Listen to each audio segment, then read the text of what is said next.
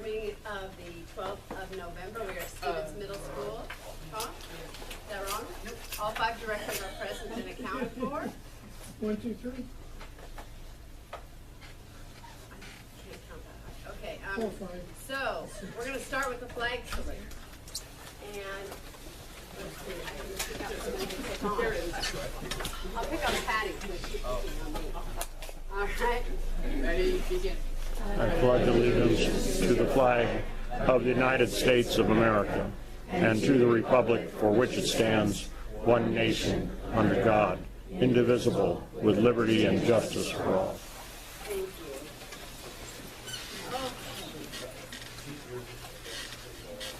you. All right.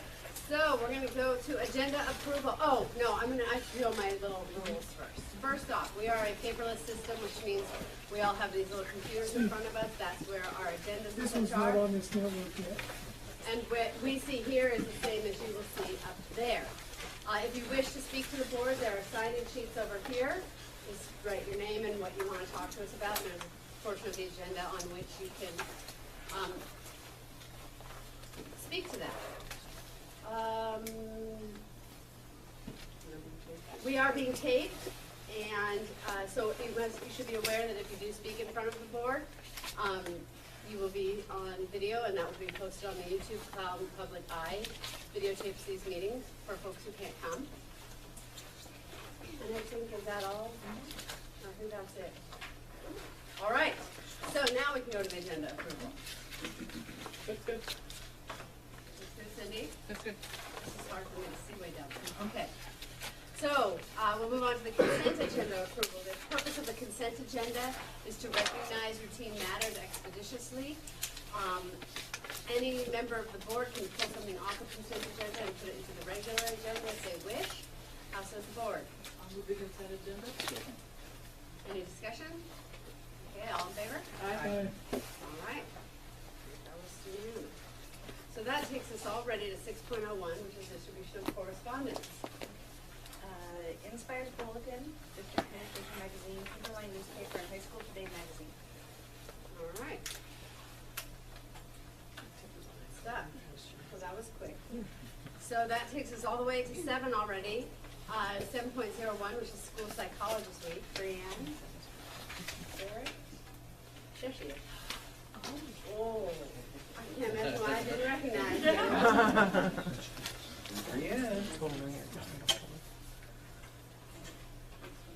So we want to take a minute to recognize our school psychologists that we have supporting us in the district. They've always been lumped into the teachers group because they're part of their union, but there is a week dedicated to recognize school psychologists, and we wanted to start making that a tradition here in Port Angeles because they really do so much for special services and are the heart for getting programming together for our kids. So we have 3 of them with us tonight, so if you'd please come up.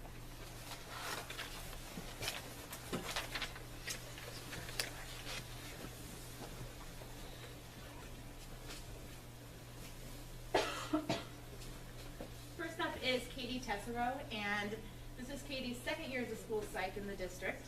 She left last year and was a school interventionist, and we drew her back to the world of special education, and we're super excited to have her back. So thank you for all of your hard work that you did.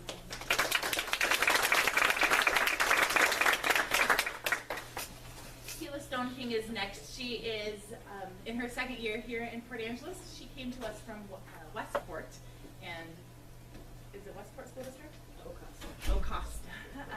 And brings a great breadth of knowledge of not only working in a rural school district, but also programming for some of those tougher kids. So.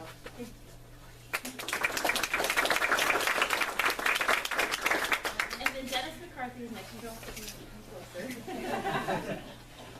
Yeah, Dennis is in his 1st year with us from, we took him from Splin School District. That's kind of what we do here with these dear people.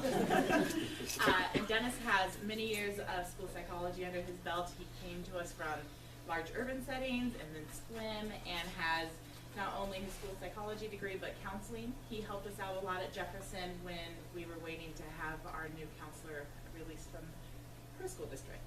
So thank you so much, Dennis, for everything you've done.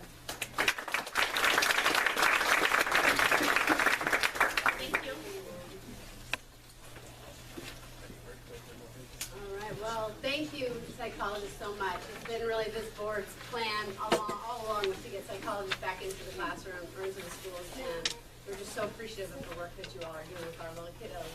Cannot tell you. So, I'm sorry I went to there. We're up to student at the 9. Excellent. So Mr. Liz is going to come on up. Oh, and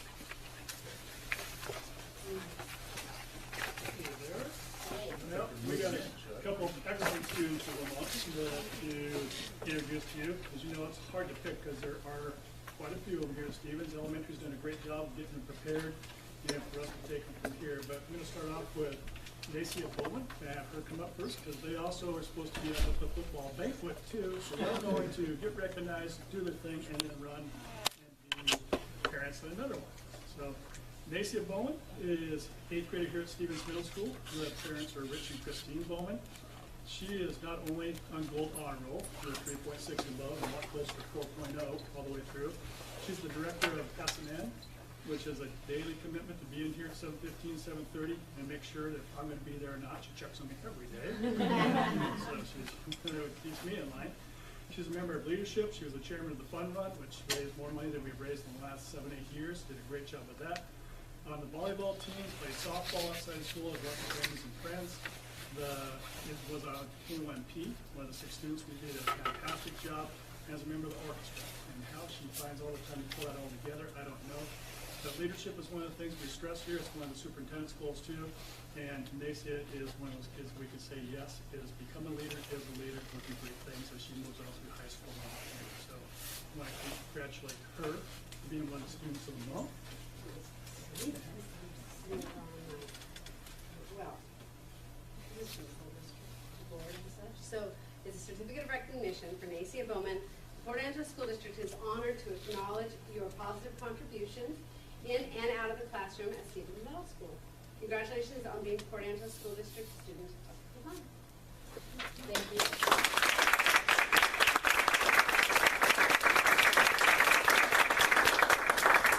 There's a plaid thing going with the 2 of these guys like to work on a plaid. That's a whole other story. So the parents, thank you very much for taking the time and for being such a great kid. She's done an awesome job. And our second one we want to recognize is Alessandra Backus. Alessandra, come on up. She knows I butcher her name all the time, so I had to practice it a bunch today to make sure we got it right. She would check on me when we got in, say it 10 times. Yes. So Alessandra is also a member of the S&N crew. She's the head of the technology part there, keep it all going. And I think we've only had maybe 2 times when it went down, so she's doing a great job. We haven't had to come to the microphones hardly at all. She is also a member of ASB. She's a communications officer, which makes sense. She's going to be part of S&N. Again, she is an orchestra, but she's also got another thing. She's also in the jazz band. In order to do that, she has to give up one of her 4 classes halfway through. So language arts. So she goes to 1 period of language arts instead of 2, goes back and double checks, make sure she's find out what she's missed, and uses her time still to get all that done, caught up, and maintain high grade point average of both honor roll up right at near 4.0. That in her off time, she's a cross country runner, did a great job for the team this year. She's a member of leadership, and this year she's been responsible for the Red Ribbon program, on the bonfire part of it. She's been a delegate along the way. And outside of here, she is in the dance part of it. So she is in Dance Academy and done some ballet workshop as well. So how they get all this done at the same time and do what they do is amazing. I'm sure glad they do. She's helped us out. And these 2 girls are just several that we could honor, but they've really stood out this first quarter. So we can congratulate you for great work. My parents are just Okay, I'm not going to reread this because you know what it says, but congratulations, dear, and sorry, this is one of mine. Congratulations, thanks for all you do. Yeah, you got to shake out.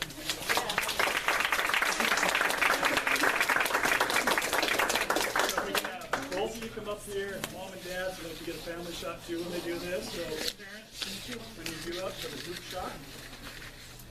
Oh, yeah. I want you down here.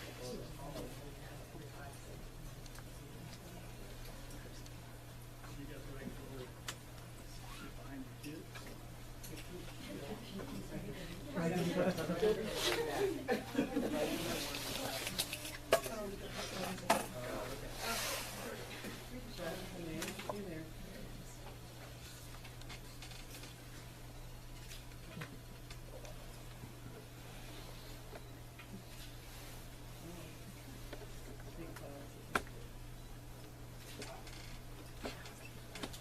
Congratulations, guys. I do it for this.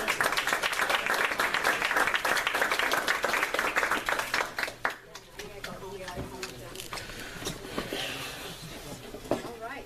Doc, you don't get to go anywhere probably or anything either. I don't know.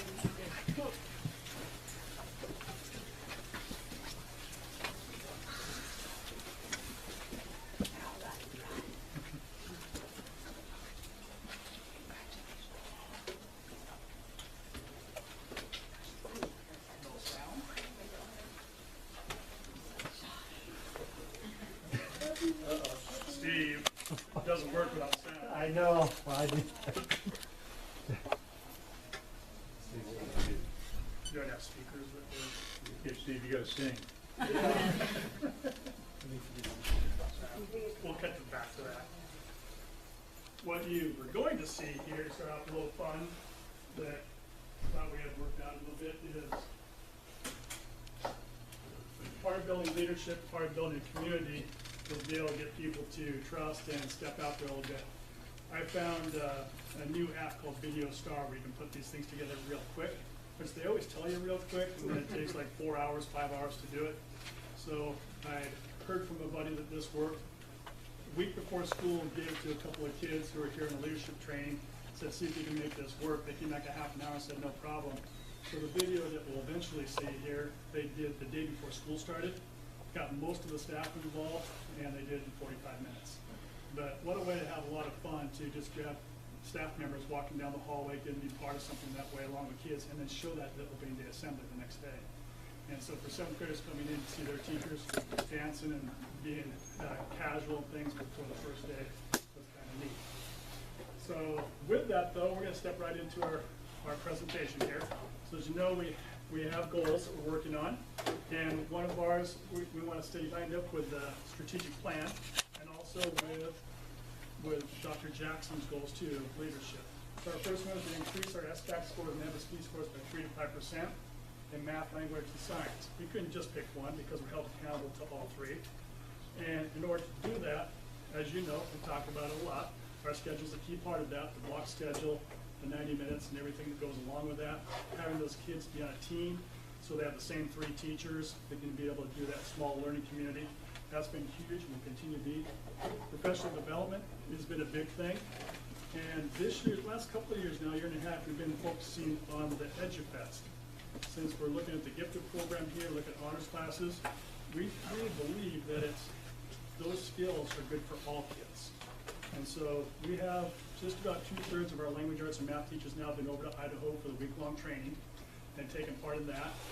We have Susan here who's going to put on a workshop for us here in December with her person on differentiating for kids, kind of geared for the top, but it can be used for everybody. So we're going to get 6 subs and do half in the morning, half in the afternoon. We continue to work with the ESD in math and language arts and science, go that way, but we still find our best training is right with ourselves and using those Wednesday late starts and substitute times to really get in and get to know Common Core ourselves. One of the reasons we do so well here is our teachers know the Common Core inside out. They're able to work in their instruction as a result of that, and they get that for the staff development. That's where the curriculum alignment comes in. You know, for the board members, you know you've seen this year in and year out, but if it isn't broken, why fix it? Well, we don't fix it, but we tweak it every single year based on data. We're going to get more into that in a few minutes along there. But we do have some new assessments, though, that we're extremely proud of, because the middle school, we didn't have anything really, to be honest with you.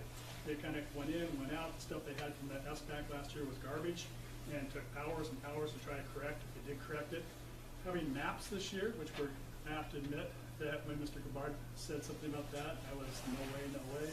But he convinced me, and I think the staff has enjoyed this first go around because we've got some really good data that lines up with the SBAC data, and they've used it to incorporate in their TPEP goals and in with the goals they're making for kids too, which we'll get more into. Our benchmark data, which we'll show you, which Ms. Lancaster will show you here in a few minutes, is we're creating our own benchmarks now for writing. And we found, and we think we've done a way where we integrate it with the subjects and where our kids are really going to excel and give us some good feedback along the way. And of course, our unit tests we did too. TPEP is still huge. The PAEA and the district have done a great job, I think, of merging it into a system where teachers can communicate together. And now that we're really breaking down, looking at those in year 3 basically now, communication, the conversations we're having is really intent and really directed on how we can improve instruction and get to that next level. That's been huge and will continue to be huge as we work through that this year. We still have a large tutoring program that we go after school here. If you're in here, back in that corner over there, there's 2 adults, but anybody who wants to come and show up, they're averaging about 15 kids. Over in this corner is our Native American group from Lower Alva, averages about 8 kids. Over here is the Rotary kids that come 2 days a week, get paid by Rotary, but we have 3 kids assigned to each of them twice in there, so there's about 12 work with them over the week.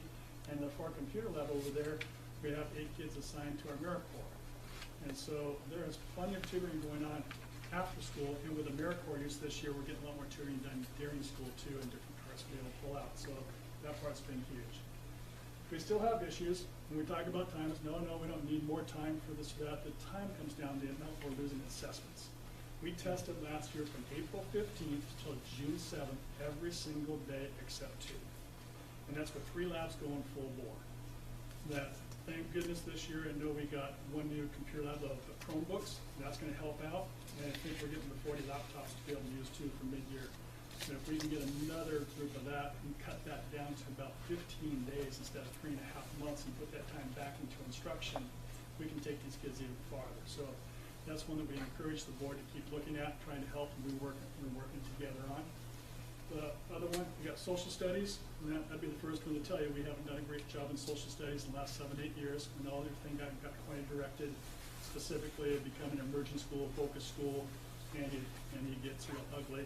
So we are working with the social studies committee, trying to find a way to bring that back without devastating our schedule. Because we have 55% free and reduced lunch, and you're getting the results that we're getting. It's really hard to say, well, let's just try a new schedule to bring social studies back in a more intent way. So we have a couple things we're going to look at and see. Kids, perseverance is a huge thing. Doesn't matter if they're coming from the Ridge program or from any other school or here.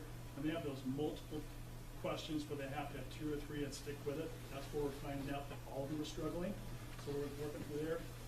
We've had 2 suspensions this fall so far, which is a record for Stevens Middle School. So PBIS is working. The kids at the elementary are coming up here with, they're doing a much better job. But we have social and emotional issues like you can't believe. Our counselor is busy. We have 8 or 9 homeless kids. That part's gotten huge. The amount of things that parents they're going through, where if we can clothe them, feed them, get them to the doctor, get them to them, then we can probably teach them. So those are the issues we're dealing with when it comes to academics. Our second one that we're looking at is organizational culture and leadership.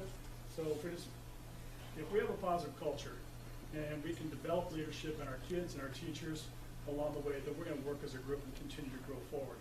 Some of these are strengths that we've seen that we've been working with for several years, but for example, in the decision-making matrix and norms, we were not a very happy staff about 9 years ago, and the CE pointed that out. So when we brought WEA in with the help of Barry and from Seattle and worked with us all the way through, we found out having norms, putting the norms out there, agreeing upon them every single year of how we're going to treat and work with each other was huge. Coming up with our decision-making matrix so we know who is making decisions where and for what, and so everybody's involved and clear communication is huge. We revise that every single fall and tweak it around and then commit to it. And so going to things like the social studies program, that will take a lot of talk. How are we going to do our testing schedule this year? We already know who's going to make those decisions and how we go through it because we have a guideline that we use to do that. But it's not just about teachers, it's about students too. We had 40 students who were in training for 2 days at AWSP. The 2 that were in our honor were 2 of them along that way. In February, we send 35 to 40 kids to get training that are 7th grade only, because we want to train them up for the second half of the year and to be leaders in the 8th grade.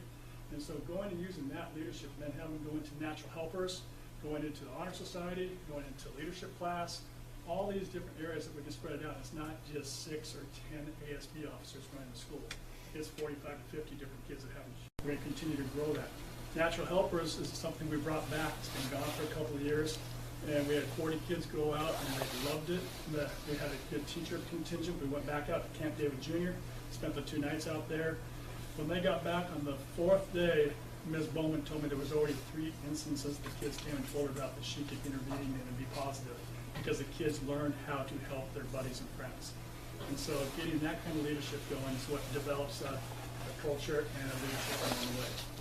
PBIS, and I take no credit for this has all been the assistant principal and the teams. They have done a fantastic job. Good, Michael. Sorry, they've took your turn. Like I say, 2 suspensions the entire fall. The recognition programs that we got going now that we're catching up with elementary, this takes us a little longer, they're a lot faster, but is huge. They handed out prizes today, and as you know, when we go to bowling night, when we go to the swim party, when we go to anything, you cannot have any referrals, any kind, any bus for 2 weeks. And so you have to make good choices to be able to go to those things. And we think that's huge in how that works out with our different recognitions. And it also is about community involvement.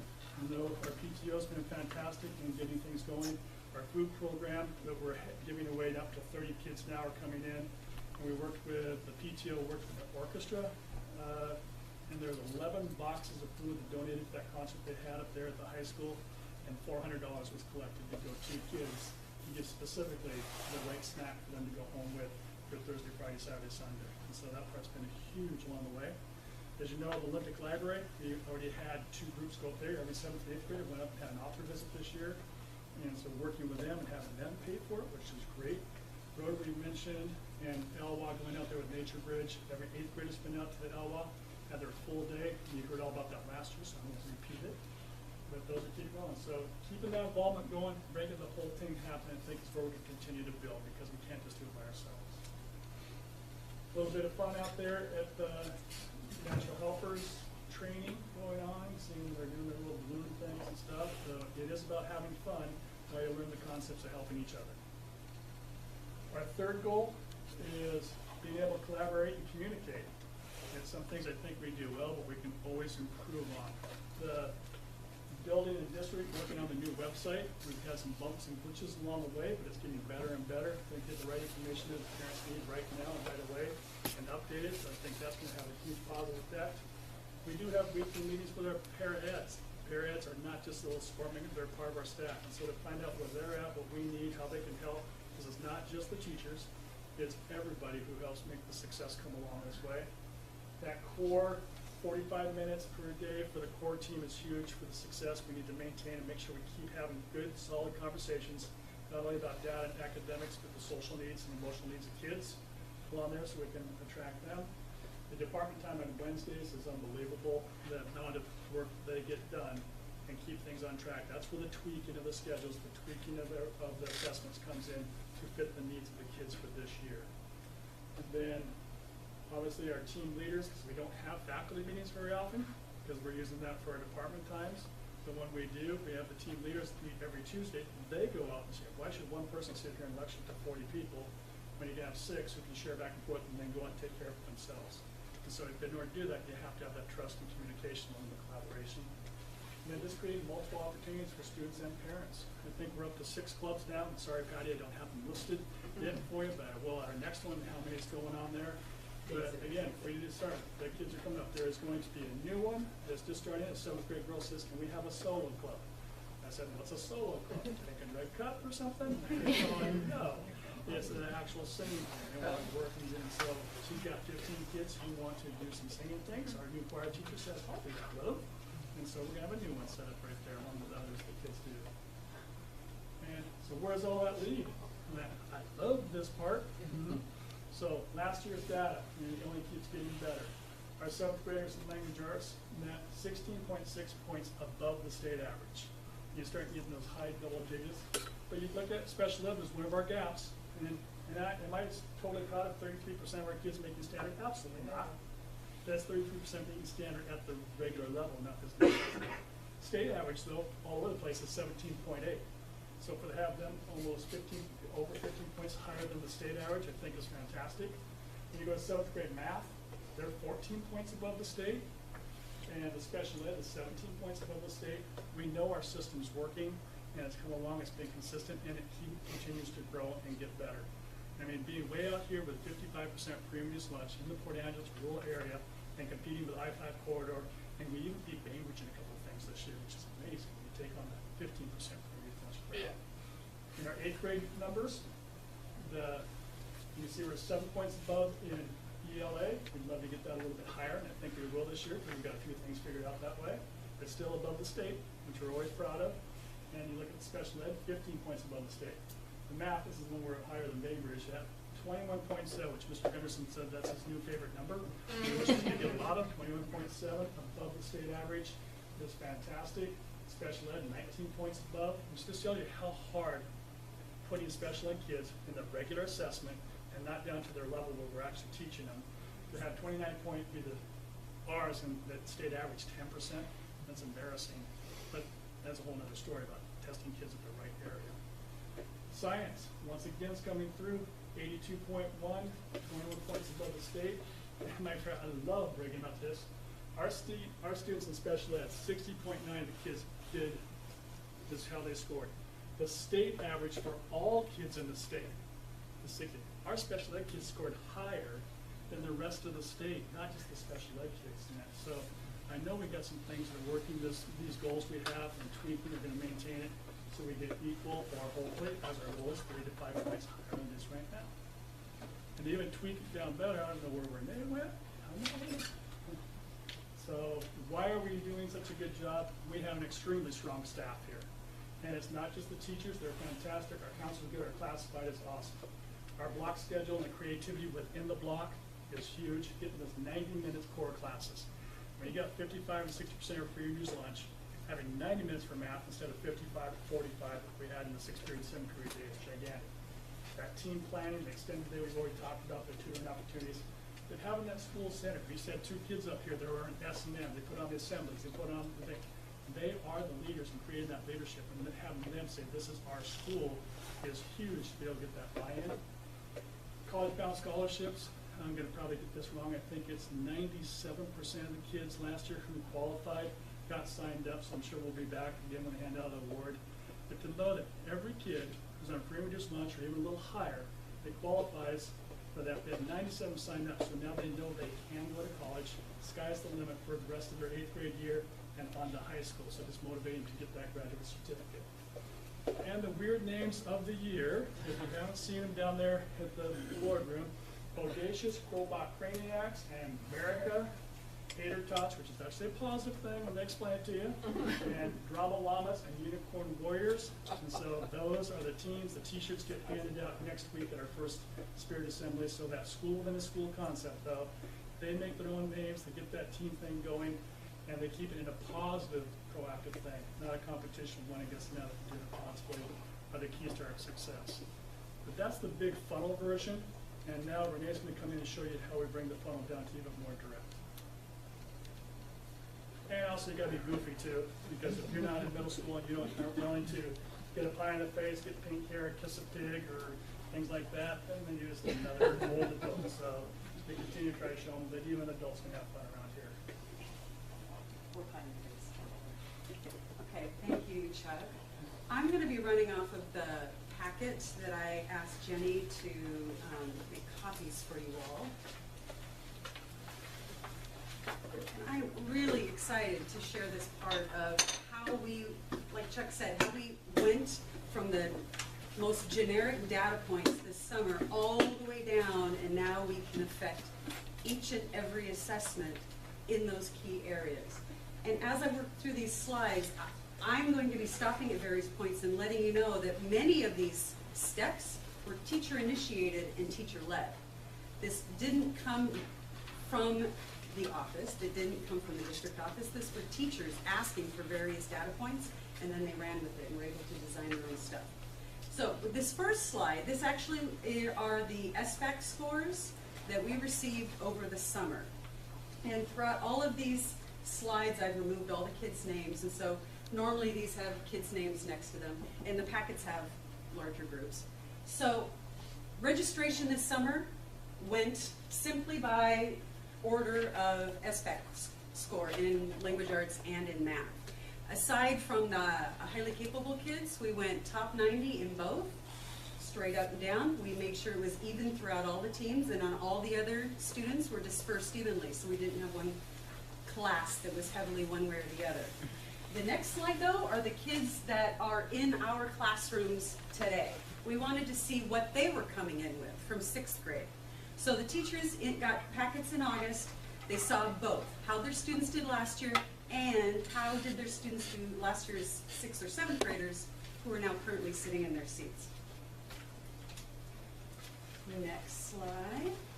So then teachers got together and they were looking at these scores, and they have their curriculum calendars from last year. And again, as Chuck says, we only need to do tweaking. Our scores are phenomenal, but these are different kids. And so they would take their curriculum calendar, and this is 7th grade math, or 7th grade math pacing guide, and they went through their scores and they said, did we have too many days or too few days in geometry? What about number sense?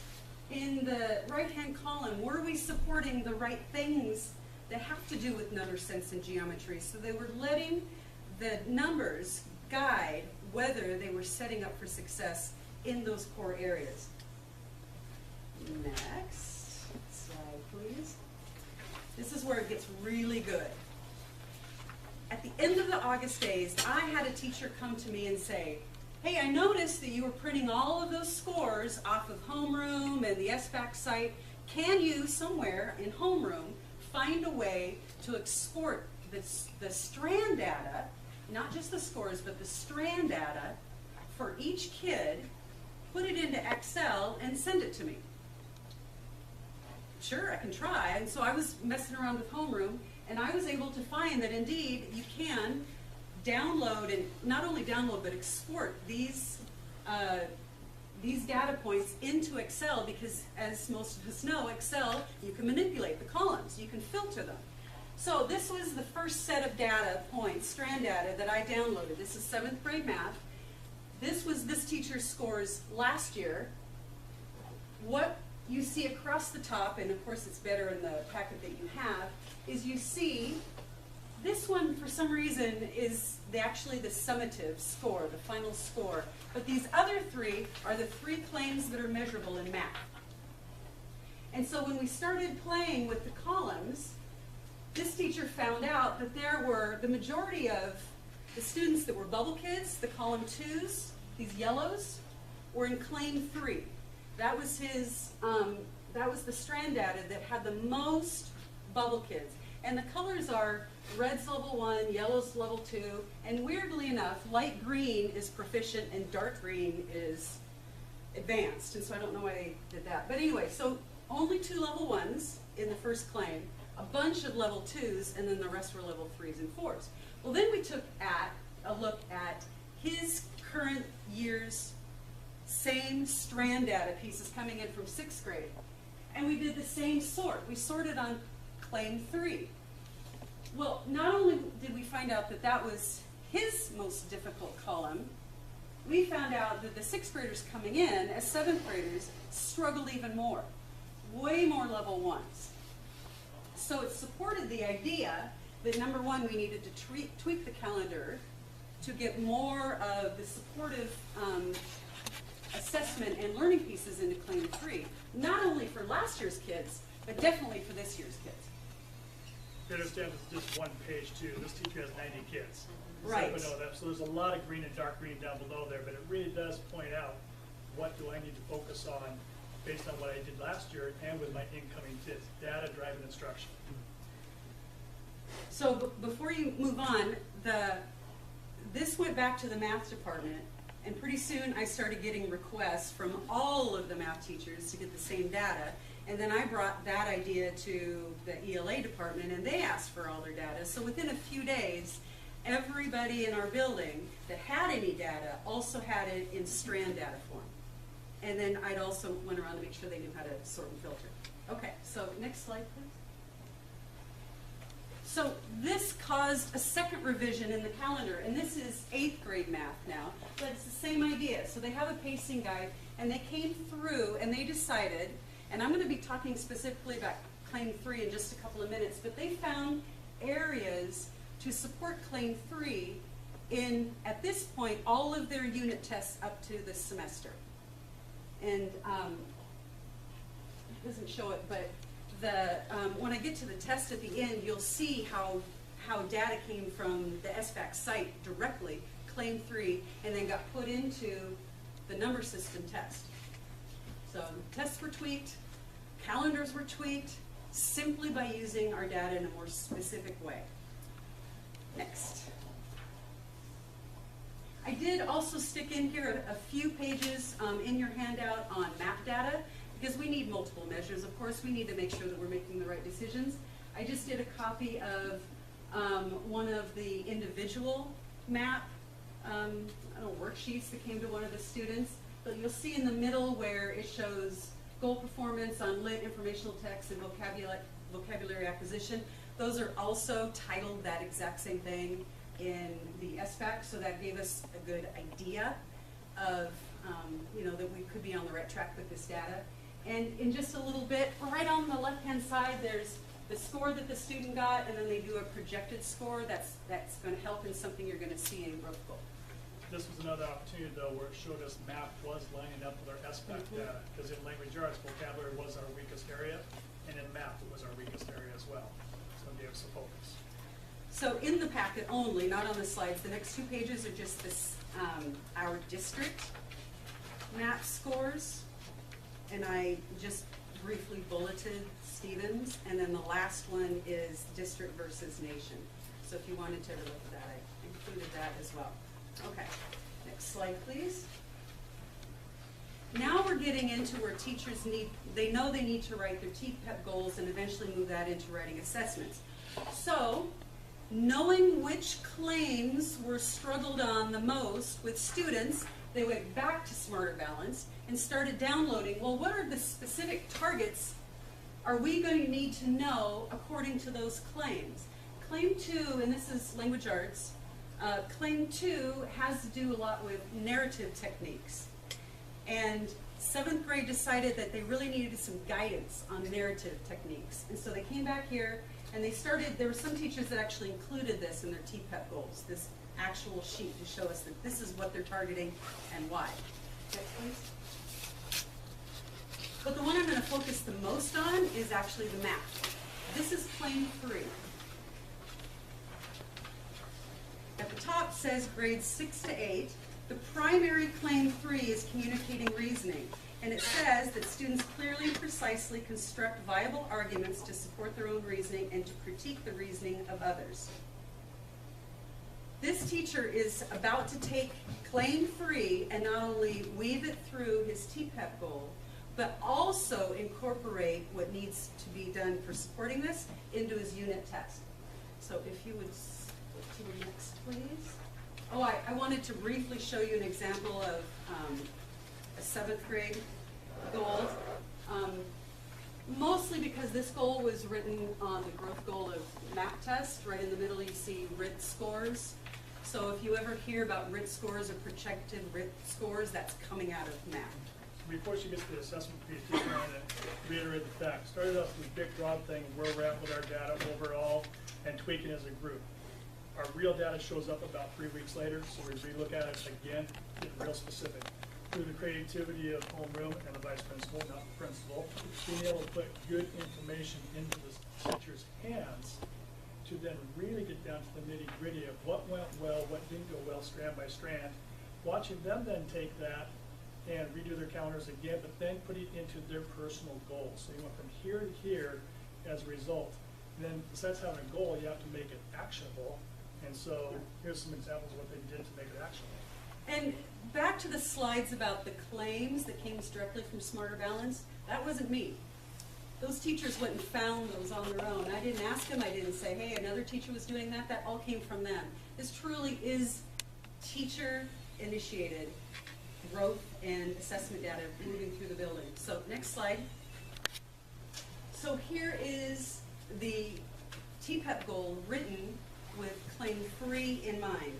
And right in the middle, second paragraph, this teacher calls out claim 3, talks about how claim 3 focuses on extended response, and right below it is his actual goal.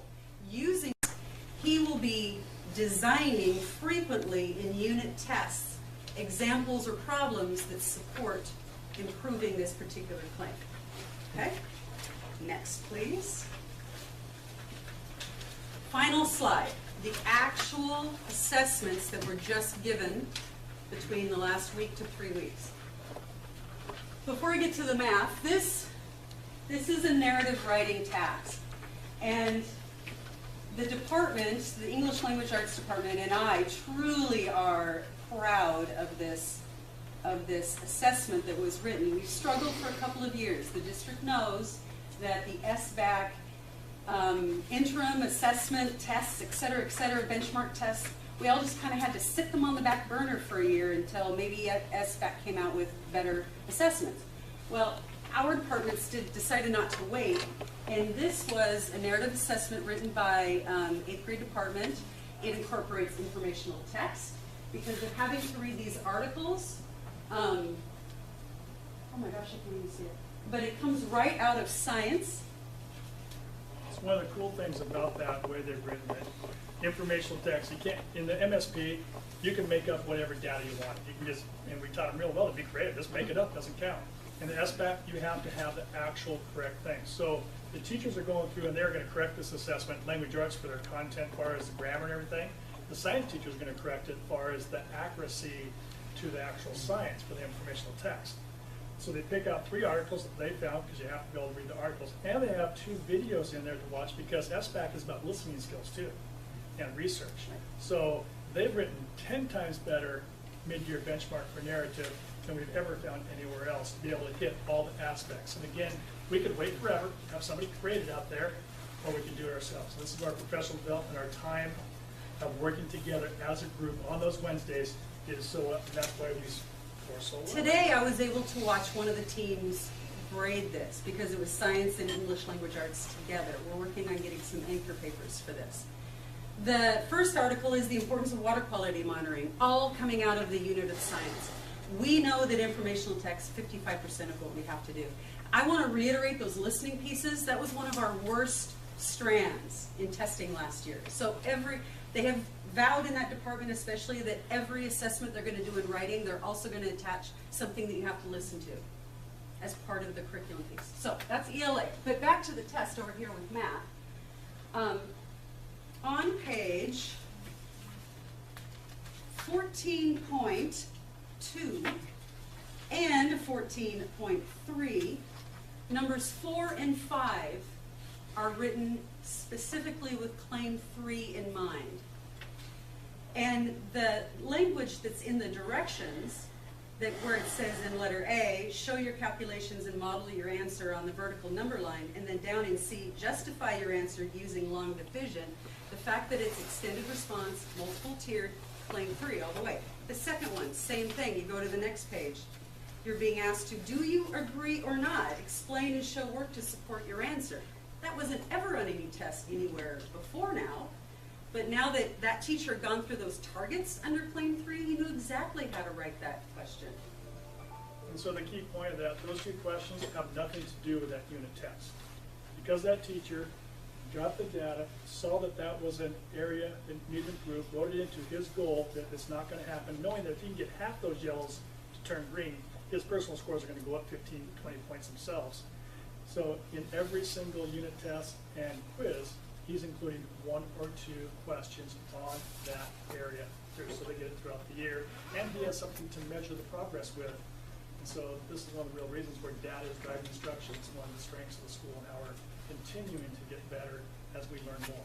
It's exciting. Chuck and I get to be guides on the side, really, not. We're instructional leaders, leading them all the way through. We're helping you do it. Any questions? All right. Social studies, you have a system in place where you have to completely roll that whole process in place for social studies. What do you do in social studies? Overlapping, you do science, language arts, and math. All in the 2. Right now, social studies is incorporated in language arts. Kind of. We're going to be honest with you. We don't do a lot of social Right. studies. I'm not It going to try to is tell you what they are. Yeah. We do a 3-week civics lesson. But you would have a system in place to do that. Very simple. But the problem is, the language arts teachers, and that's one of the issues there, they're in charge of 3 different essays, used to be 2, and there's a lot of difference in what they have to write on. Then they have the reading comprehension for informational and regular comprehension. They have the listening skills that was never there before. They have the research part that was never there before, and they have the vocabulary that was never there before. Oh, and by the way, can you make this all work around social studies too? Even though half of you aren't social studies teachers and nor would qualify for humanities probably. And so we don't have a good answer for that yet. All I know is in order to keep the scores and get that 7 to a double digit in the 8th grade, you need to find a way to get it somewhere else so they can focus and qualify. And if we're able to do social studies in a separate area somehow, those skills can be really incorporated. They can work together like science and is working with language arts right there too. So there's ways, we just haven't figured it out yet. So just elaborate a couple of seconds on special ed schools. So are those just significant? The special ed scores, I'm not going to say it's because of the special ed department, although those teachers are getting better and better trained.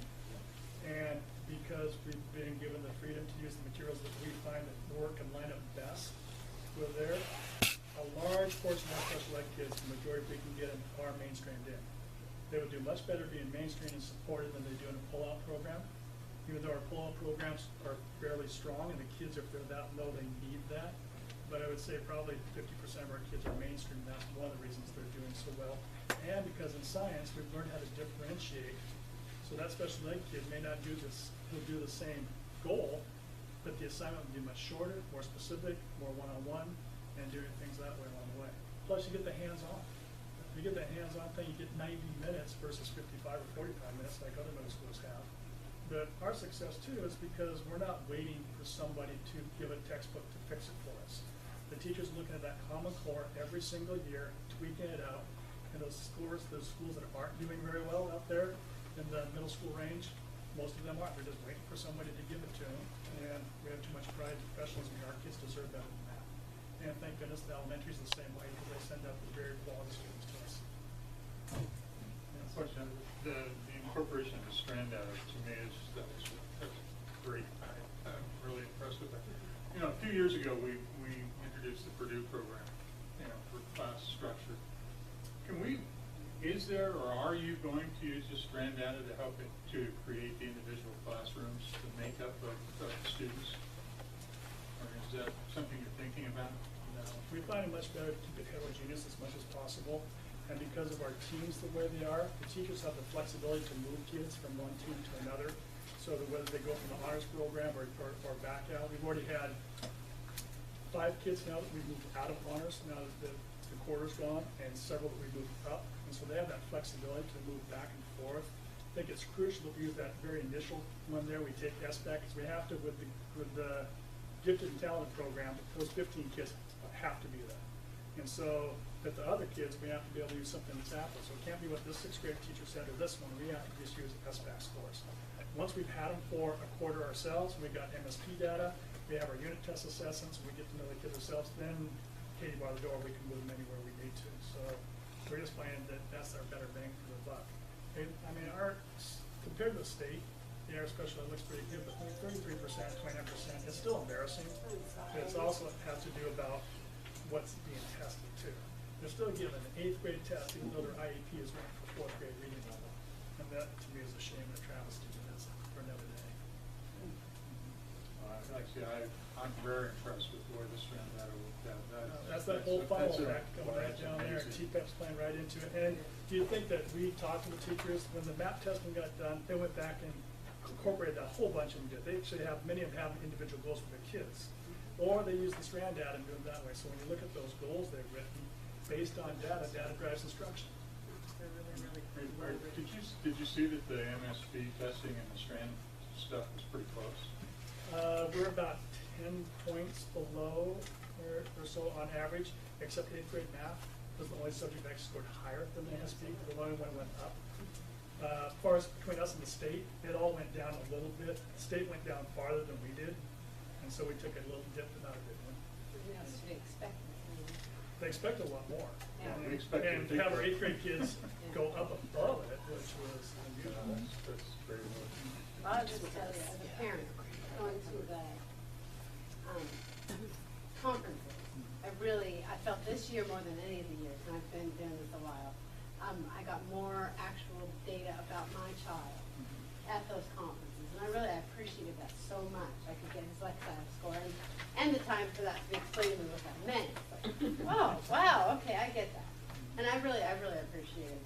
I can tell how much work is going into And the it. cool part there is being able to get that list and say, here's what your students are already good at. Yeah. Here's what we're working on, here's what they still need to go. So there's a lot of math things there, and if it continues to line up, if we hope it will, and continues to be good data with the SBAC, then it'll be a very good tool for us to use. So now really we need to work on getting more computers so we can shorten that. If we can get, Window. if we get those 40 laptops, which I think we're going to based on Jared, we already have the Chromebooks, we can get one more section, which in theory gives us 3 more additional labs. We'll get done with testing in about 3 weeks instead of 2.5 months. That was And we can do a whole bunch more with kids then, getting better prepared for the high school. any way we can help make that happen, really, it needs to happen. And with time management going on, and my buddies who all want to get out of here too, we'll review the video, and you can see if it is a fun thing just to watch and know that the day before school started, the kids and staff worked together, and in 45 minutes, they put this little thing together and just had fun. And so whether it's kissing a pig and coloring hair or doing a dance video, you know, you gotta be able to have fun, make it school-centered, and that's one of the key things about Stevens. I don't wanna lose the data and all the rigmarole. This is a student-centered school which we create leaders and teachers and staff members and especially kids. We're even dancing in the video. Purple Seahawk hair and. I do have a question though. This is the first year that you've had the kids come out of the Ridge program. So and so what size was that cohort that came in? About 15. And so Depending which subject you're on. and so then they're integrated with honors track, and so those 15 kids are now dispersed with kids who weren't in the Ridge, right? Correct. So how is that going with the kids who weren't in the Ridge as far as them being able to keep up or the integrate? I mean, I am concerned about that. I'm wondering how that's all working. I think if you talk to the 6th grade teachers, you find out overall it's a dead heat. And that if we take our top 15 kids from the first quarter, they're not the Ridge kids. And that the 10 of the 15 weren't in the Ridge and weren't even in the gifted program. The Ridge kids are outstanding students, don't get me wrong. And they're doing some very neat things along there. But the gifted kid is totally different than the hard worker kid too. And so the teachers are working hard to create some different dynamics to be able to push that along, which is the case, because we're copying the high school model, transitioning towards high school with the honors and the AP type of thing. The Ridge is a growing process too. I've only been over there once, but talking to teachers are talking to Ms. Olson, you know, they're continuing to mold and change and grow as they get along. So there'll be continued conversation and communication back and forth.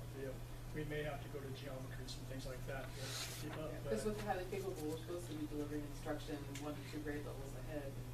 I'm not quite sure how you're able to do that. Well, right now, the Ridge kids are not 1 to 2 grade levels ahead. But eventually that's kind of where it's going to end up. That's how that's going to work. Well, eventually it will be that way, I hope, for a lot of kids, and not just the Ridge kids to be able to do what we keep. If the elementaries keep doing what they're doing, and the standards, meeting the standards that are set out there for SBAC, to do the same thing. Ridge kids are making the same silly mistakes as the other kids are when it comes to multiple choice. In fact, one of the math tests there was probably half the Ridge kids that did not pass it because they only answered the first part of the question because they're in such a hurry to get through and thought they had it all understood. The kid who went slower and actually read the whole thing scored much better. You only need to point that out to that kid once or twice and they get it and they start slowing down though. But it's just some things to learn. So that we do not have it down to perfection for honors kids, period, let alone the gifted and talented along the way. We continue to find ways to excel and push for all kids. Thank you. Nice job. Thank you.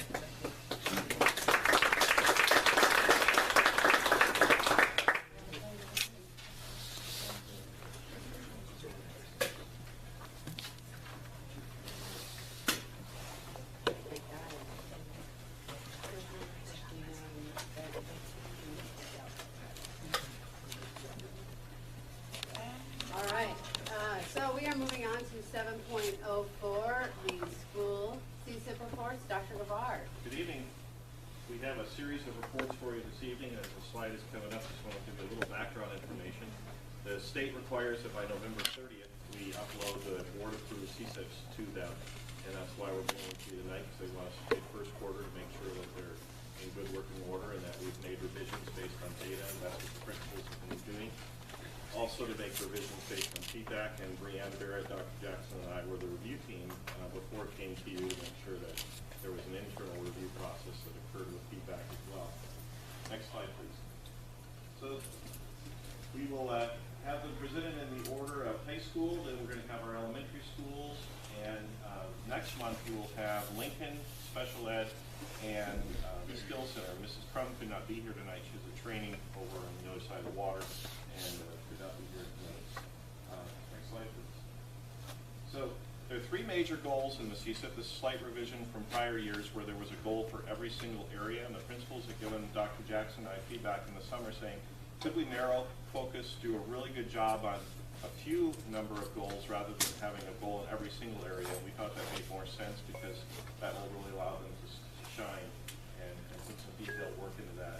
The district focus, as you know, this year is on math and writing improvement. And many of the CSIPs did echo that, although they were not specifically required to have math and writing. They were strongly encouraged to do that. Future plans are to take the areas of strength and improvement page and to make that more detailed with a process that will look at notable trends, potential performance challenges, and root cause analysis. We just started to learn about that this year, and we're going to dig into that second semester and then bring that forward into CSIP next year. And we did have that feedback process. We'll bring back some updates for you in February, and then at the end of the year, we'll have a written report for you in June. So without further ado, our first presentation tonight, each principal will have 5 minutes, and in that 5 minutes, they will have time to present and time to give you a few moments to reflect and ask them questions. Mr. Clark. From here on out, we'll just proceed to the next principal rather than having me introduce each one. Very good, thank you. Good evening. Thank you for allowing me to report on the Port Angeles High School Continuous School Improvement Plan. At Port Angeles High School, our building clear and shared focus has 3 areas of emphasis which are reflected in our CSIP goals.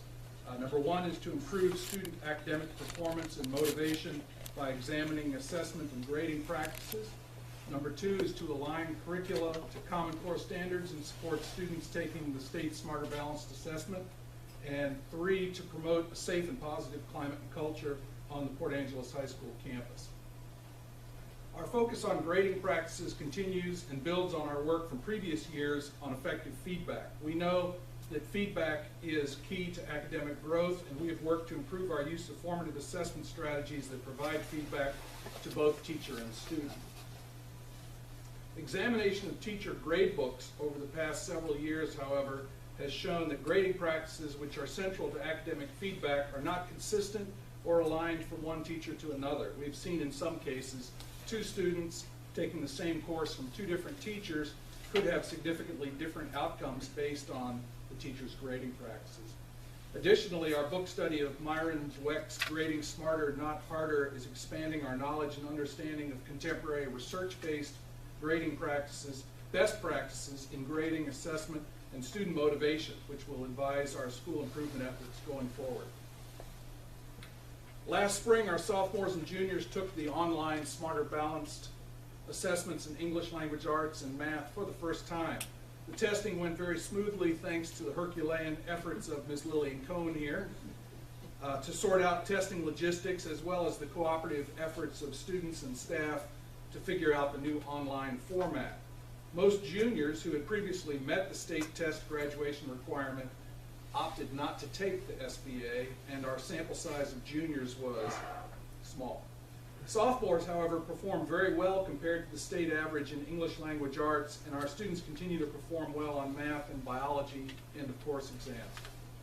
Our academic programs use department time to improve alignment of curriculum with Common Core standards. The English department has developed benchmark assessments based in design on the SBA performance tasks and is focusing on writing assessment calibration and rubrics in department meetings so far this year.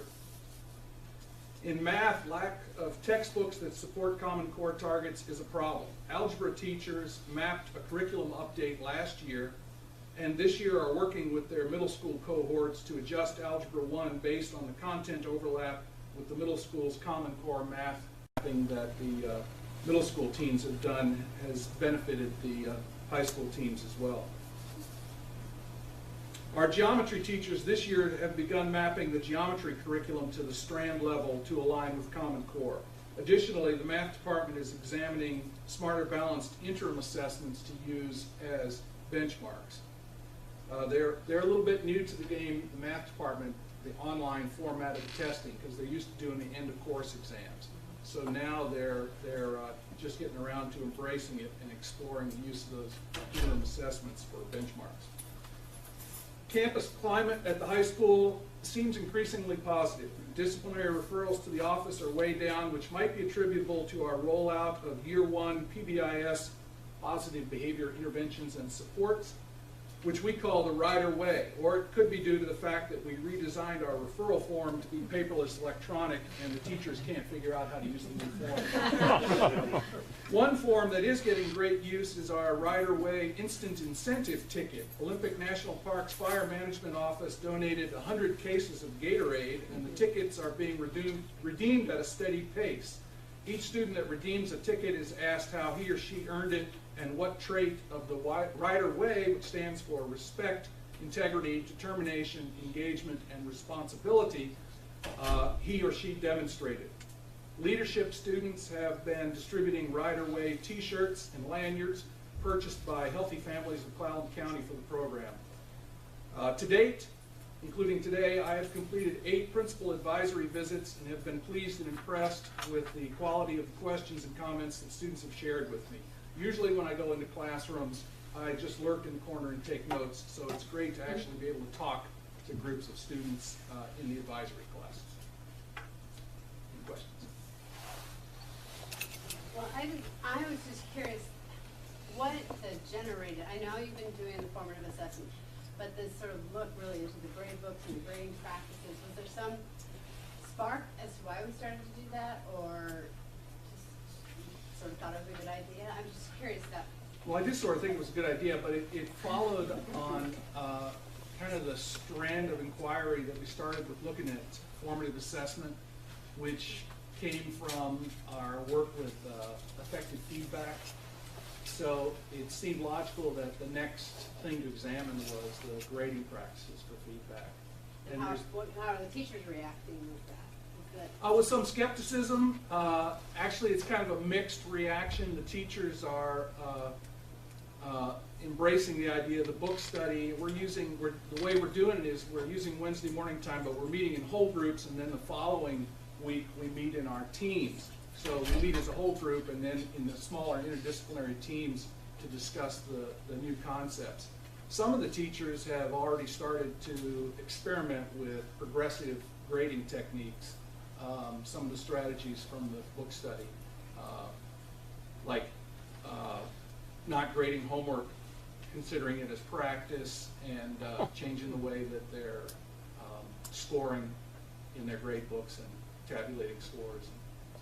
Yeah, I just really applaud you for doing this, because when we were on, some other committees were on, like, it can be such a barrier depending on how the grading practice go. And I had a student that was in a class with a teacher who tested this out a couple of years ago, and you can just see huge changes in motivation. And when you get a 0, you can't, and then you average that against the 50, it's just devastating for some kids. So I applaud you. I hope everybody embraces it. It's affecting us with research too. A lot of the research is a lot of research. So. It's subjective. It's not all across the board, but we've had a lot of students that have passed Smarter Balance tests but failed a CAT class because they haven't turned homework in. There's staffs have had to have those discussions and be consistent so that it's objective. And where the middle school is taking the data, mixing the data, and that becomes the topic. That becomes Well, if you leave it up to the individual teacher without collaborating with others to set up their grading system and their grade books, we printed out the grade books, for example, in the social studies department for 4 teachers teaching the same class, and one teacher, at the point that we were looking at the grade books, which I think was in the spring, had, one teacher would have 300 points total in the grade book and another would have 1,200 points. So that means a 50-point test against that 300 total averaged in and against 1,200 total would be significantly different in weight. Yep. So that kind of opened some eyes. So I brought some of our Rider Way instant incentive tickets for you to take a look at. We get some Gatorade. I'll just get Gatorade. Well, you have to bring them. Scott's to drinking the high school. Gatorade tomorrow, and I'll have you know, I should give him this just because he is one of your juniors who took that test despite his, oh my gosh, Mom, you're the worst parent ever. Nobody else is taking it. Yes, you're taking it. Oh, he was not happy. Well, he deserves it then because that demonstrates There you- engagement. Yeah, he was not overly engaged. He was mad, but that's all right. He took it. Thank you. Nobody else have any more questions? Good? Yeah, watch out. Don't be sending these down to Elijah. No, we He'll be like, I'll take 19 meters. Michelle. Hi, so good evening. So thanks for having us here again tonight to go over CSIP. So just to start off with, just some basic data pieces. So we have 504 students right now at Roosevelt, and we just enrolled another 4 students that will be starting here in the next day or so. We have about 50% free and reduced lunch. We're at about 25 homeless students out of our population. We have 5 new staff, and we have about 3 sections at every grade level except 5th and 6th grade. And then we also have 3 sections at highly capable and our 2 self-contained programs of special ed. So for us, we do have our 3 goals as well. The first goal is in math. And again, with that, our plan is to continue to align our instruction and our pacing to the Common Core standards. We'll design interventions to support all students.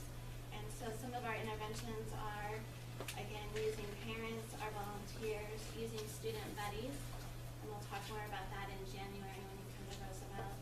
Math Blitz, technology, our AmeriCorps member, and our daily after-school homework club. Those are just a few of the things. In addition, we're doing our progress monitoring with the math testing for our older students and looking at progress monitoring for the primary. Our second goal is around the English language arts. And again, with that, we're continuing to design and align our instruction with the Common Core. We continue to refine our RTI focus and improve our instruction there as well. We do have our reading core support person, and her primary goal is kindergarten through 3rd grade to support those students. We'll also have a goal in our plan to increase the amount of nonfiction both in our classrooms and in our library. When you look back at our data in the ELA and the math range of scores, we in ELA ranged from 43.5% to 70.5%, and in math we ranged from 38.8% to 66.6%. What was interesting is that we outperformed the state in 6 of those 8 areas, so we're really excited about that. In science, we were at 72.6% at standard, while the state was at 66.5%. All of those pieces, though, are supported by our culture at our school. And so for the culture piece, we're looking at 2 pieces, really. The PBIS framework for our students that our staff are doing with them. And we're seeing lots of positive gains with that. And in addition, we're continuing to focus on our attendance. For the staff piece around culture, we're focusing on 2 main things. Using our collaboration time in a more effective way to support instruction within the classroom. And the second is to design more focused professional development. And again, all of that piece is couched in our TPEP work with teachers. We continue to have a strong PTO. They support our enrichment activities, our educational field trips, and just supported our 3-day nature bridge excursion for 6th grade. Our professional development, we continue to work on our TPEP goals. And a focus we just worked on this week is we went through a protocol for teachers to use as they're doing peer observations. And so all teachers will be identifying other peers in the building or other buildings that they will go to observe. And that will be connected back to their TPEP goal. Any questions? I just have a quick one. On your, you said you had how many homeless in? 25. Are we busing them from someplace else to keep them there, or are they still in your boundary? Most of them are in our boundary. We have a couple that are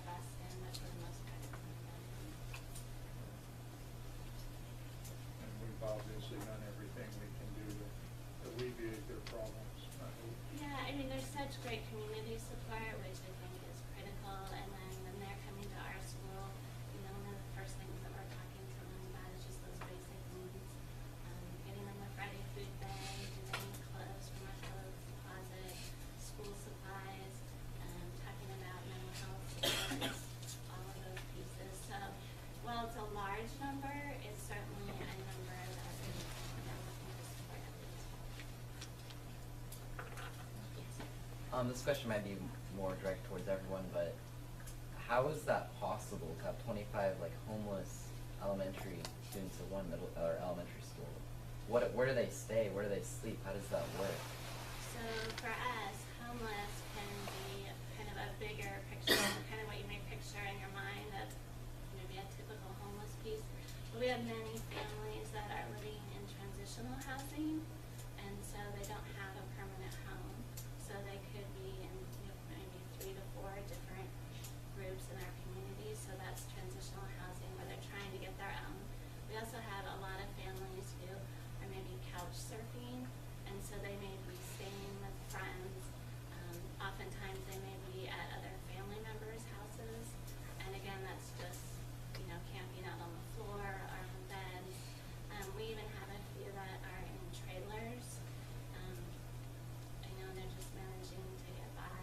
And last year we had a family that moved around and they had their tent, and sometimes they might be behind Safeway and other times it might be in a campground.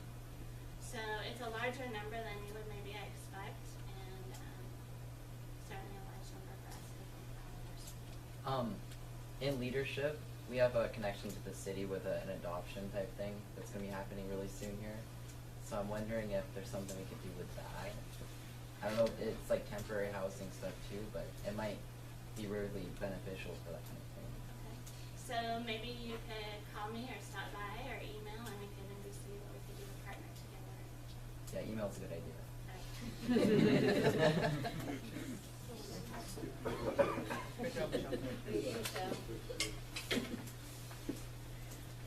All down ahead here. So I prepared an interpretive dance for you all tonight. I'm just kidding. You all came out last month. I'm sorry to disappoint you. You came out last month, so I got a chance to talk a lot about the data in our school and things that we're up to. So tonight I'll focus more in the direction of what we're doing in our CSIP plan. So pulling and learning together is the phrase that we've stolen now from the potlatch because in that short phrase, that captures everything that we're trying to do at Dry Creek this year, pulling and learning together. So our 3 goals this year are relationships for students and families, number 2, building relationships for our staff, and number 3, focusing on instruction and in particular math, and we're also going to insert ELA in that as well. It's an important district focus and an important part of the Smart Balance. In Goal 1, we're looking to increase by 10% on some CEE measures, looking at both student and parent data there. So in student and family relationships, we're looking also at attendance at school functions, which have been really terrific this year with the things we're doing. Truancy data and discipline data as well as kind of benchmark pieces along the way. This is our 2nd year in PBIS. We're doing a new thing which I told you about last month. Teachers are sending postcards home to students. They're pre-postmarked, and so kids get these, you know, you've been caught doing great things at Dry Creek postcards. Spirit assemblies every other month, and kids get a chance to perform each grade level once a month, and it builds community. The Lower Elwha Clallam tribe, partnering with them on professional development for how our kids, how our teachers can support Native students the best way. We have roughly a third of our school, 130 students out of our 380 are Native.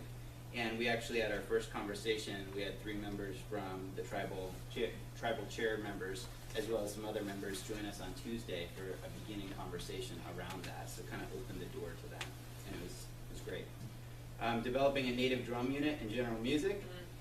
Clallam language project that I told you about, getting Clallam language up and English translations around the school this year. Opportunities for staff and families to connect, and building on things like Turkey Day that we've done in the past, but adding new ones like meet and greet this year before school started, adding kindergarten tours to not just do the conferences with families, but to show them around and really kind of break down barriers. Goal 2, increase 10% on CE staff data in a variety of areas, and so we're monitoring that through anonymous staff PD surveys. We do these half sheets to see if we're on the mark. We want it to be relevant, timely PD for staff. We're also doing culture and climate surveys that are anonymous throughout the year so that we don't have to wait for the next CEE survey. We can see how we're doing. Our BILT is driving the CSIP and PD. The site team is separately working on the nuts and bolts in the school. Teacher leaders provide PD at staff meetings. We're using the Culture Rewired book to lead us in the area of staff culture. Monthly, and this is secret to the kids and new this year, we have Staff Spirit Days, which we stole from Hamilton. Great idea. And our first one was Crazy Socks. I have no idea where they got that idea, but we did that last month, and it was a huge hit among the kids. And I think I figured it out. You guys are all wearing crazy socks. We have a Secret Squirrel staff morale program this year. We have staff meetings that are hosted in a new classroom each time to get people out in the building and seeing places that maybe they wouldn't.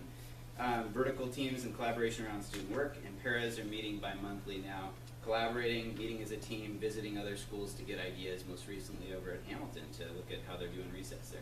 Goal 3, instruction. We're looking to outscore the state 3 to 5% in math and ELA on the SBA this year.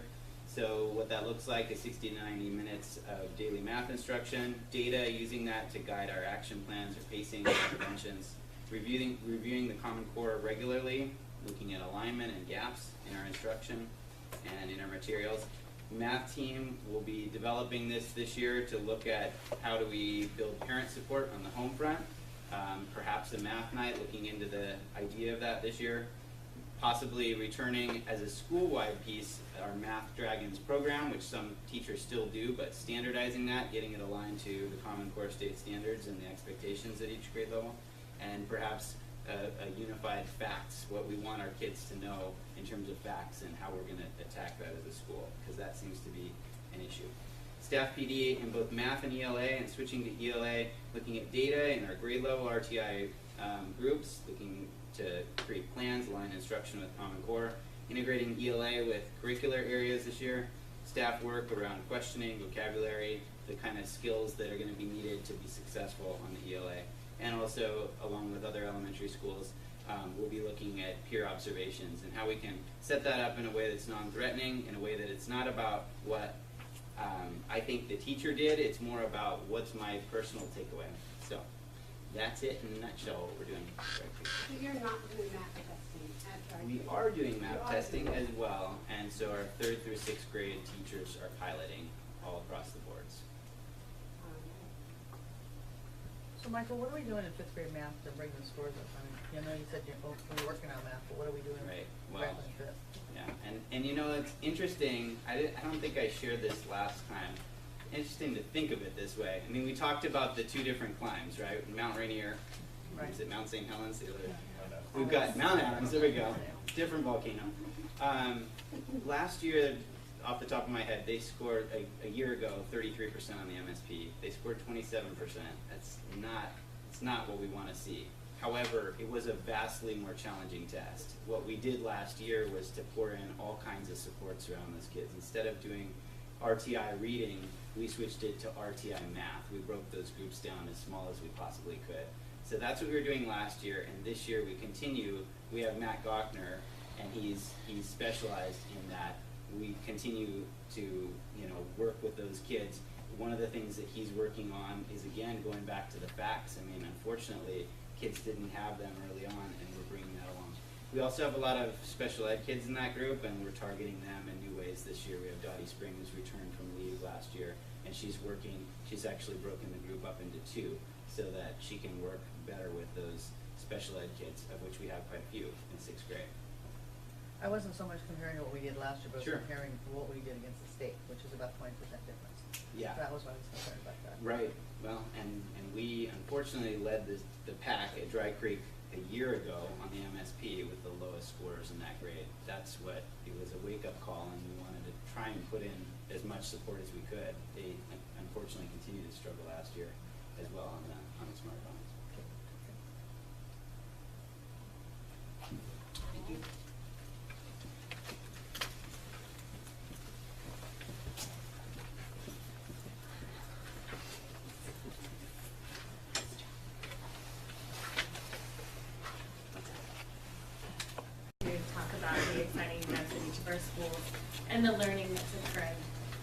am going to focus again, like the others have, on how we intend to meet our goals that you see behind me. The first goal that I'm going to speak to are math and English language arts, so our academic goals. We really are going to spend time continuing to learn the Common Core.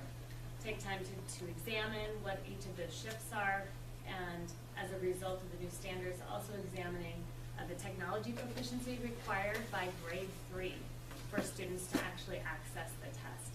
We did find that our students had a major deficit in grade 3 when they didn't really know how to use the test, the technology as proficiently as they should, and that got in their way. So we would like to eliminate that piece as an obstacle. To meet these goals, we work to teach our students using the curriculum we think will best fit those students. So you might get a new class of students in front of you, you might need to use a little bit different curriculum. This has opened us up in math to explore Engaged in Europe, jump math, as well as Envisions to support all of the learners that we have in our classrooms. In English language arts, we're continuing to focus on strategies to support close reading. We've already sent some staff away to a conference and they came back. They will be presenting the 24th to the rest of the staff. The goal is really to engage students in text over and over again without the eye rolls and the, oh my goodness, we have to read this again. Well, yes, your first read is just a preview. Your second read, you're going to dig a little deeper. Teaching them to read and reread, looking for connections, deeper meanings. That's what the SBA asks them to do. It gives them different text, and then they are supposed to be able to draw from those texts, compare them. So the writing portion, as it is a district goal, is not just writing a narrative any longer. It is taking two texts and usually analyzing, and they could be given a whole lot of different writing prompts based on whatever the two texts are that they get at that grade. To pull our content goals together, we're also going to focus on monitoring teaching and learning as well as our school climate. We enjoy a wonderfully collaborative staff at Franklin with lots and lots of experience and competency. They fill many different roles in the school. They come together to meet the needs of all of our individual students. We are continuing to work with STEM and project-based learning, exploring the different various instructional strategies as well as ways to motivate our learners. Some of our staff have really been excited about the possibilities of project-based learning, and we're just growing our repertoire that we have. We're looking into engineering as elementary and purchasing some of their curriculum, continuing with our engineering tasks at each grade level as well. None of our goals could be realized without the support of our families, our support staff, and our community. Our counselor is an integral role every day. She and I both work with kids as well as their social emotional issues. We have a terrific PTO, and our volunteers are invaluable. We have volunteers meeting the needs of enrichment as well as remediation every single day in our classrooms. The most important work at Franklin occurs every day in each classroom. Our teachers work to meet the needs of each of their students, and they focus on Franklin's primary goal is to teach to engage both hearts and minds.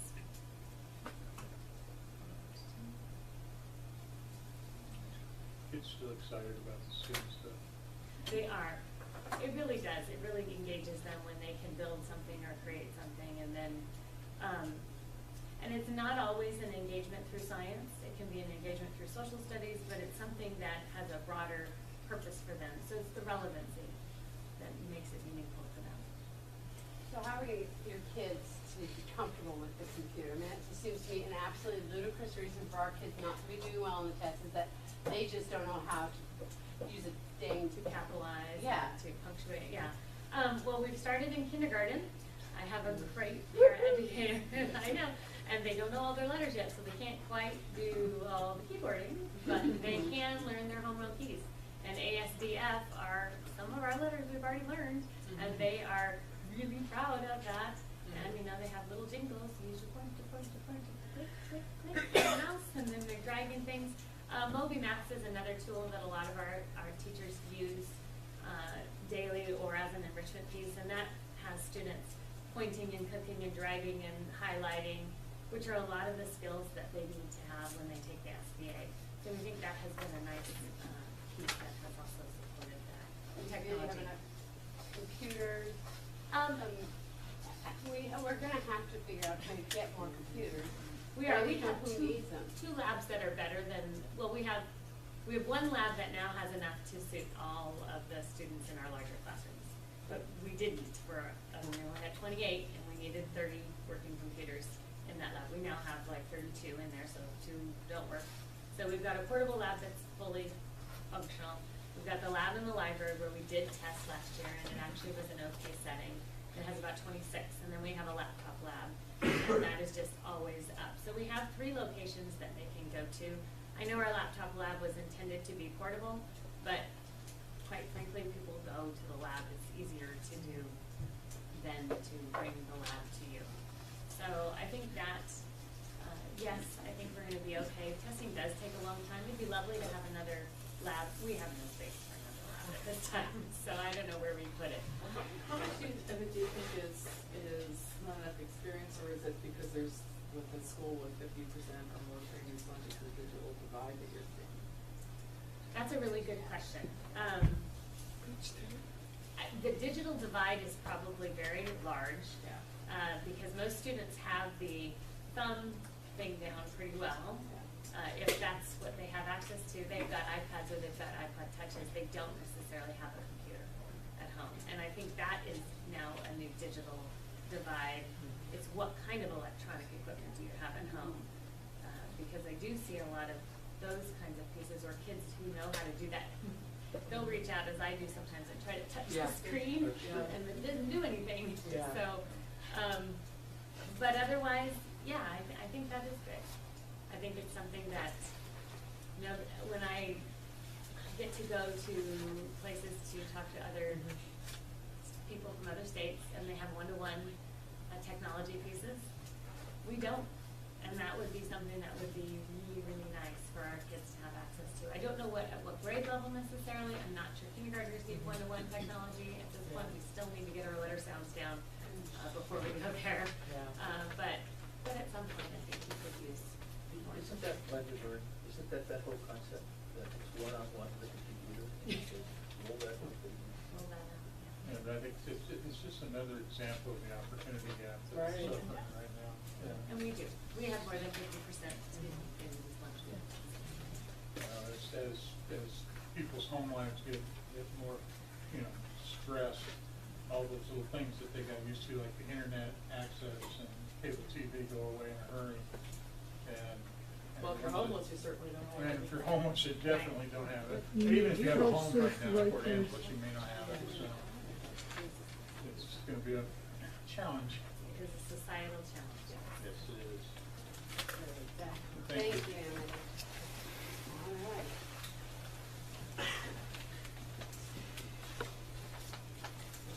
Thank you for the podium height. I appreciate that. Well, sometimes, you go to these guys, I'm like, I'm telling you head here. More of that, right? I will try to approach this with the same energy in the past, but I'll be honest with you, I'm feeling a little bit under the weather. Do not start my time yet. As we all know, yesterday was Veterans Day. Special day for me. I always call my buddies. But it made me think that, we have members who are leaving the board. This will probably be the last time I present to you. So Hamilton would like to say thank you for the service to our students at Port Angeles School District. It's been an amazing 5 years for me. I can't believe it's been 5 years. But here we go. Now you can start my time. All right, Hamilton's theme continues to be hot heroes helping themselves and others learn. Hamilton's population has grown to approximately 357 kids. We have a few more showing up tomorrow. Our free and reduced is maintained about 55.7%. It's been that way, give or take 3% in the 5 years that I've been here. Our attendance has maintained 94 to 95%. We have no court petitions thus far, which is a big plus for us. We're getting kind of close on a few though. In 11 weeks of school this year, we've only had 10 referrals. Now, if we go back 5 years, I was averaging 1 a day. So now we are down to.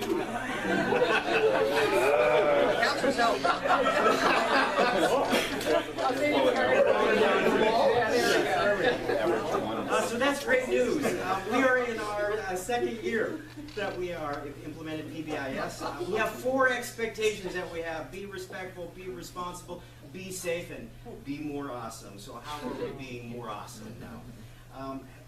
We're very fortunate, much like the other schools, that we have very supportive families and a very supportive PTO. We have had 138 people who are cleared to volunteer at Hamilton, including those who the support from the Presbyterian Church. Now let's get to some numbers, which of course later on when you visit us in March, we'll go into greater detail. If you look at page 13, I'm not sure if you have our CSIP pulled up there. There's two sets of data that we have there. We have the 3-year MSP trend data, and then we have last year's SBA. If you look at either one of them, you will find that in 8 of the 9 categories, Hamilton continuously outscores the state average.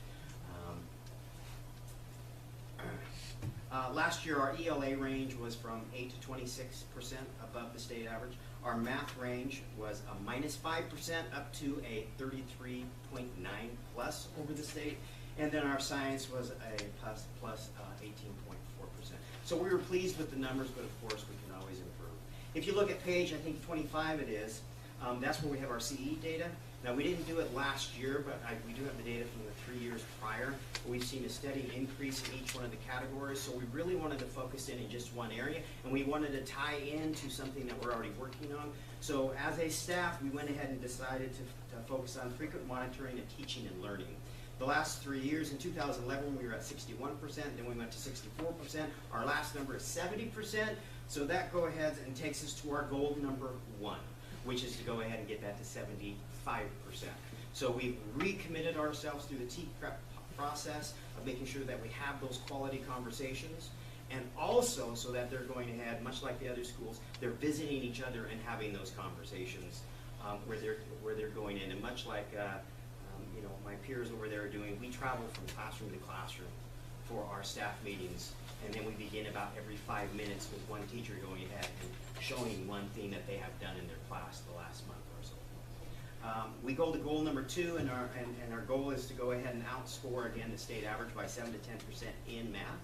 And then we go to goal 3, and we want to go 10 plus. We want to keep that double digit in the SBA for ELA. And again, the reason why we haven't said we will increase by 5% our own score is because that's only one day. And we want to go ahead and get some more information, but we want to go ahead and maintain our lead, as it were, over the state average. So how are we going to go ahead and do this very quickly?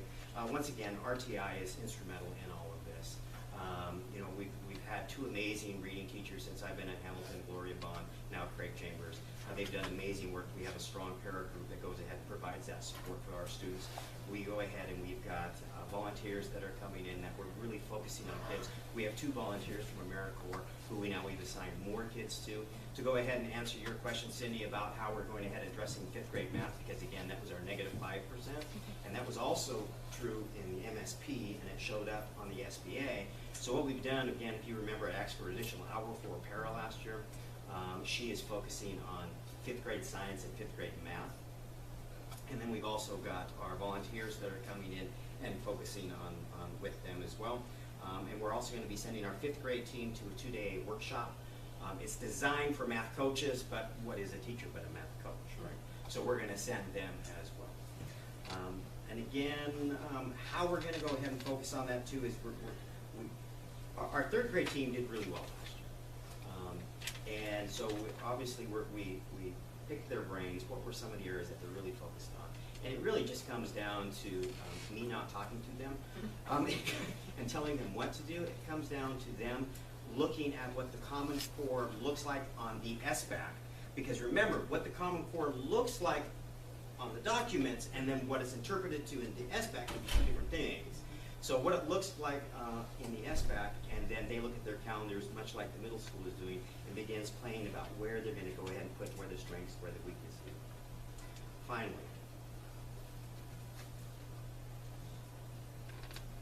what are some of the other things that we go ahead and do? Well, again, we have the monthly assemblies that we have. We are going to have the Missoula Children's Theater come, and they're going to do Jungle Book, where all the kids have the opportunity to go ahead and participate in. We've got our Hamilton Movie Club. We've got Night of the Notables. We've got School of Rock. We've got our after-school art program. For the first time, Hamilton students are going to Nature Bridge. They're very excited about that. For the 2nd year, we're going to the Seattle Museum flight, where they go ahead and take part in the Mission to Mars simulation. Fuel Up to Play 60, and as you discovered last year, our students teamed up with the Port Angeles High School Drama Department. Our students wrote short stories. They took them, they interpreted them, they came to the school, and then they performed to our students.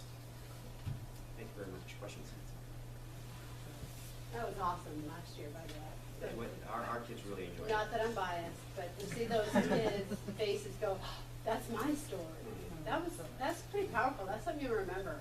And we have even more kids coming into, one of the things that we noticed, one of the discussions I had with staff when I first got to Hamilton, which is a great school, we went was the fine arts, and we just don't see that much at the elementary level for a variety of reasons, money being part of it. So we wanted to make sure that we incorporate all that. And I think you've seen in our enrichment activities that we're going ahead and doing that. The performance arts, not just the visual arts, but also the performance arts. I think it's very important because you get that engagement. And you can get kids really tied into it a little bit more. Great job. I forget the feeling that just a clarification, is it a great school now that I'm gone? Well, it's awesome now. Referrals It was good when you were there. Well, I think I can say what they said. And they're not yet, but I don't think so. Hi, good evening. Thank you, as always, for having us here. It has been a great start. Why are you sitting there taking pictures? It has been a great start to the school year. We had a handful of new teachers this year that have brought a breath of fresh air to the building, as they always do, some switching around in various positions, and people are just finding their niche. And it's been a great first few months, and it has flown by. And I don't know how we're at Thanksgiving break in a few weeks. So with that said, we did have Veterans Day was planned by 4th, 5th, and 6th grade students today, and it was fantastic. I, of course, can hardly introduce them because I'm all choked up, but it was a fantastic assembly. We take over next week. We have Book at Theater coming next week. We have a big family Thanksgiving breakfast the Wednesday before, a PTO breakfast the Wednesday before Thanksgiving break, so a lot of stuff coming up in the next couple of weeks. Like others have said, you've heard it now, we did not shine like the middle school did on SBA results. And so we kind of took that data and we went with it and we set some goals and we're moving forward. And when I have a team of teachers who have every single child in their class pass ELA but one year, and then 54% of them pass the next year, I have to assume that's not bad teaching, that we have kids who don't know how to take a brand new test and other things. So we've looked at the data that way. But we definitely, unanimously, the teachers wanted math as our primary academic focus this year. That wasn't so much SBA driven as it was by the overwhelming need for math intervention, for some level of math RTI model. And how can we possibly make that work given our staffing and given the time constraints of the day? So that has been a really intentional focus, as we've talked about already with some of the particular grade levels. Where we've seen some dips. With ELA, same thing. We've gone from really, really solid reading scores to what they felt were pretty discouraging reading scores, and working with the staff through that in August and making sure that that's not a reflection of teaching. This is a new test. But what they really want to focus on is that writing. And so we purchased Lucy Calkins, the units of study for every teacher. Actually, we didn't even just get it for grade level. We bought it for all teachers, and they are, those little first graders are writing. Is Renee still here? Yes. Davin is a first grader. She sees the extent to which the writing is pretty phenomenal. We continue to use Dibbles as a primary monitoring source. We are doing maps. All 3rd through 6th grade teachers volunteered. And Koya Erickson, bless her heart, our reading specialist, she didn't even volunteer, but boom, she has taken it and run. And we have really enjoyed some of the data graphs it spits out for us, the grouping of students. We did not enjoy the additional time on computers for testing and the thought of how we're going to schedule that out 2 more times, plus do it with the SBA window this spring. It's unfathomable. And we only have 2 sections per grade. For community building, we did two. Oh yeah, that was supposed to be. So we actually did 2, and the 4th one isn't up there. But we are looking at. We used exactly what Michael did: school culture rewired, and we had areas that were really, really high: collaborative leadership, professional development, unity of purpose, collegial support. The areas where there was room for growth were teacher collaboration. For peer observations this week, so I've had a lot of teachers visiting the different schools in each other's classrooms. We're focusing not on their own TPEP goal necessarily, but that domain 3 of Danielson's framework on instruction. They're looking at the different components of instruction as they go into people's classrooms. They've loved it. The teachers, I had teachers go visit the Ridge today who hadn't been to the Ridge since it had been opened, and they were so excited about just what they found, the ideas they got. The learning partnership piece leads into the 4th goal that's not up there, which is that parent and community involvement. And just in the, what is it, Michelle? I think this is my 4th year at Jefferson. In the years I've been there, the change in the dynamic of our PTO is so dramatic. And we used to have stay-at-home moms, and we don't. We have working moms who can hardly get 2 of them in to sign checks on a given work day. A small handful of people that are so dedicated but do too much. Like 5 people can't be running every fundraiser. So we just need to shift. So we need to shift the way we do some of those things. Beyond the Bake Sale is a book that we're really referencing in terms of how we, they recommend you don't do your PTO meetings at school every month. You shift it up. You go to different places and attract different groups of parents. So we too have a high homeless population. We're over 65% poverty. We've got our special programs. So we just need to look at how we do that parent-community partnership. Our Mutsu Pen Pals visited, which now reaches over 150 kids at Jefferson, which is always phenomenal. Again, I can't not cry when they arrive. We got 6 Ed Foundation grants. We have an after-school drama club being led by our AmeriCorps volunteer, 40 kids, 35, in this, putting on their first drama production on December 16th. So we've recruited some of the other AmeriCorps volunteers that don't have after-school responsibilities to help. And then we pulled the Nature Bridge, or we pulled Hamilton into going to Nature Bridge with us, and we moved it to May this year. So those are the things at Jefferson. Any questions? I guess it's related to what you said. So is Franklin the only school that's not going to Nature Bridge? At this point in time, yes. We do have a contingency of parents who are trying to raise money. The fundraiser goes out tomorrow, but it's a cost issue. It costs $10,000 to send 70 kids to Nature Bridge, and we built a playground last year, and that was our $40,000 investment, and we just had to make choices. But that does get into an equity issue. So I know that there was some money in the curriculum budget for field trips, and we had talked about that earlier, so maybe that's something to watch. Already offered. Well, we've had to pull it from PTO. I mean, PTO was putting too much into it, and so that's why we moved it to May to give us the year to do that fundraising. I mean, this is something that we used to send all of our kids to when they were 6th graders in middle school, and was one of the first to go during the bloodletting that happened. And it'd be nice to. And it's a different focus than it used to be. I mean, this is a far more academic, learning, scientific, and Well, this is my last time on the board. This is the last time I can actually. I know, right? This is my parting request. I will pick that up and Thank run you. with it for next year. Bring it to the budget committee. Yeah. Something else to work in there. Yeah, write that down. And are you going to do the quick sellers this year again? You still do that? The math is that we are starting Krispy Kreme fundraiser starting tomorrow at Franklin. We'll Quick deliver sellers. for our Thanksgiving dinner. All right. Can I just give you money and not take the donuts? Yes. Okay, so that got us through all the C6. Thank you guys very much for all your work. I know it was a little different format than you've done before. I kind of enjoyed this format. Great job, everybody. So I would like to hear how you all feel about it. But I can see you did a lot of work, and you did all within 5 minutes. It's impressive. So now you can go home. It's gonna be bright and shiny for our kids tomorrow. Thank you very much. So we're going to community comments. Do you have any comments? We have no community comments. All right. That is the board of directors comment, and we will start down there with you, Elijah. Can I go to the podium? Yeah, of course I can. I just want to experience it. It's a tie thing, right? Yeah, it's a tie thing. Yeah, I just go back from that to be late. I was wondering. I won one really nice.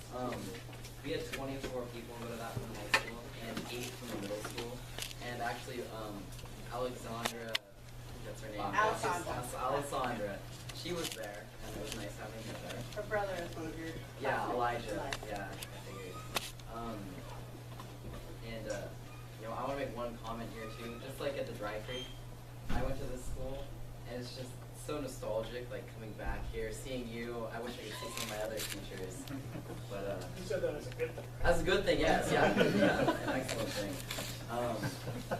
But yeah, time moves by very fast. So I want to talk about leadership mostly today. In our last student council meeting over November 5th, we implemented a couple new things for students voicing their opinions for the school. We have a survey now at each table that people can take that basically asks questions like, what would you guys like to see change in the school? What do you like happening in the school now? And we're using those ideas to promote, a better social atmosphere for people at the school. And in implementing that, the next day we had 3 club opportunities or 3 club charters signed for people who wanted to start something of their own. And interestingly, they were all nature related. So we have like a recycling committee now, one that likes to go on hikes and just cool things like that. And also in clubs for Rider Crew, that's where us seniors, upperclassmen, go to the freshman advisories every Tuesday. And we help mentor the freshmen in their high school experience. And one of the things that I decided that we should do in leadership and in Rider Crew is create a club list. So all of the clubs, a mission statement, when the clubs meet, so that everyone has a chance to join one of these clubs and feel more connected with this school. And I think that this is really important to do something like this because, like my brother, he's a freshman, my sister's a sophomore. They have no idea half the clubs that are at our school, so we need to advertise those a lot better for people. And this brings me to senior year colleges. I don't know where I want to go yet. I'm not sure. We got to think on that. But we had Carter and Matt today signed to their schools. Carter wants to go to Florida Tech, and she's going to be swimming there, so she did her sports signing there. And Matt signed for baseball to Harding University. So it's going to get really emotional not seeing anyone anymore. But we also have Jansen going to state. He's the second of Randers High School people in the last 15 years in tennis to go to state. So it's a really big deal. And on the 16th, we have winter sports starting. So boys and girls basketball, Knowledge Bowl, which is a sport, by the way, wrestling and gymnastics. So those would be nice to go to. And on that, leadership has kind of stolen pep dances from the cheer team. So just to give us more things to do. And we're looking forward to those, more school dances and things, more school involvement.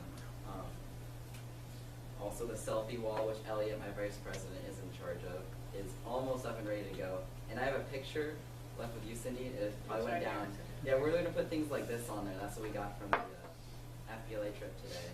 So that's some of us there. And Jansen's in the back. We're going to state in tennis. A couple of more things we're doing in leadership. A birthday poster. When I went to the elementary school, we always celebrated people's birthdays and stuff. And it seems like a younger kids type thing, but it's one more thing to try to like improve school involvement and make people feel better about themselves and such. So we have this big giant poster we're gonna put in the 100 hall with a 3D cake on it made of cardboard. It's really nice. And then each week we'll have a rotation of birthdays on there. So people have their name, their birthday, and this will be like a printed thing that will staple on there and just rotate every week.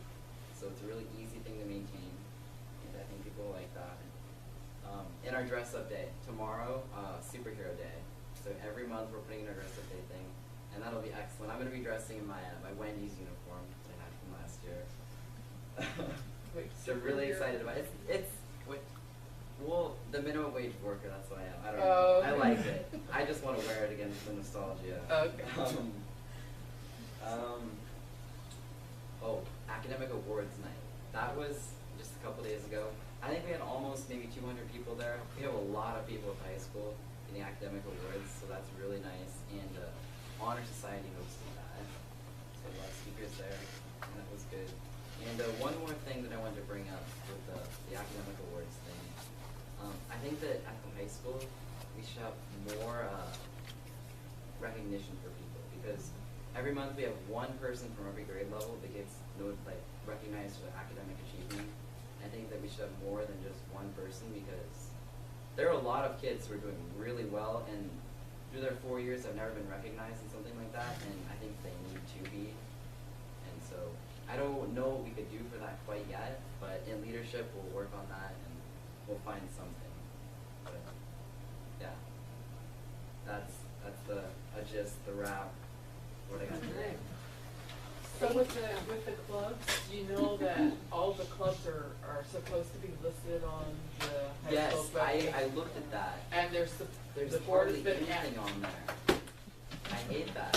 5 years now. It's on like the CSIP that Yeah, there's that stuff on there that information's don't supposed to be. exist now. Yeah. So we want to change that. Maybe leadership could take over Yes, doing that. we need to do. There's a lot of things we can do, and that's Okay. one of them for sure. That would be really great. Yeah. I would be happy. I'm cleaning house today. Yeah. Okay, that would be really good. So. Leave all that Oh, carbon here. yeah. I mean, that's been one of my. Because I don't want to come back in January and gripe about it. Yeah, exactly. And I'll be here protesting. Yeah. Okay, thank you. Great job. Good job. So that takes us down to the woman who does it all. Right. So, since the last board meeting, I have had 2 visits to Lincoln. It was very nice to talk to the staff and see kids. And, of course, I took them to school and they were really happy at the beginning of the year.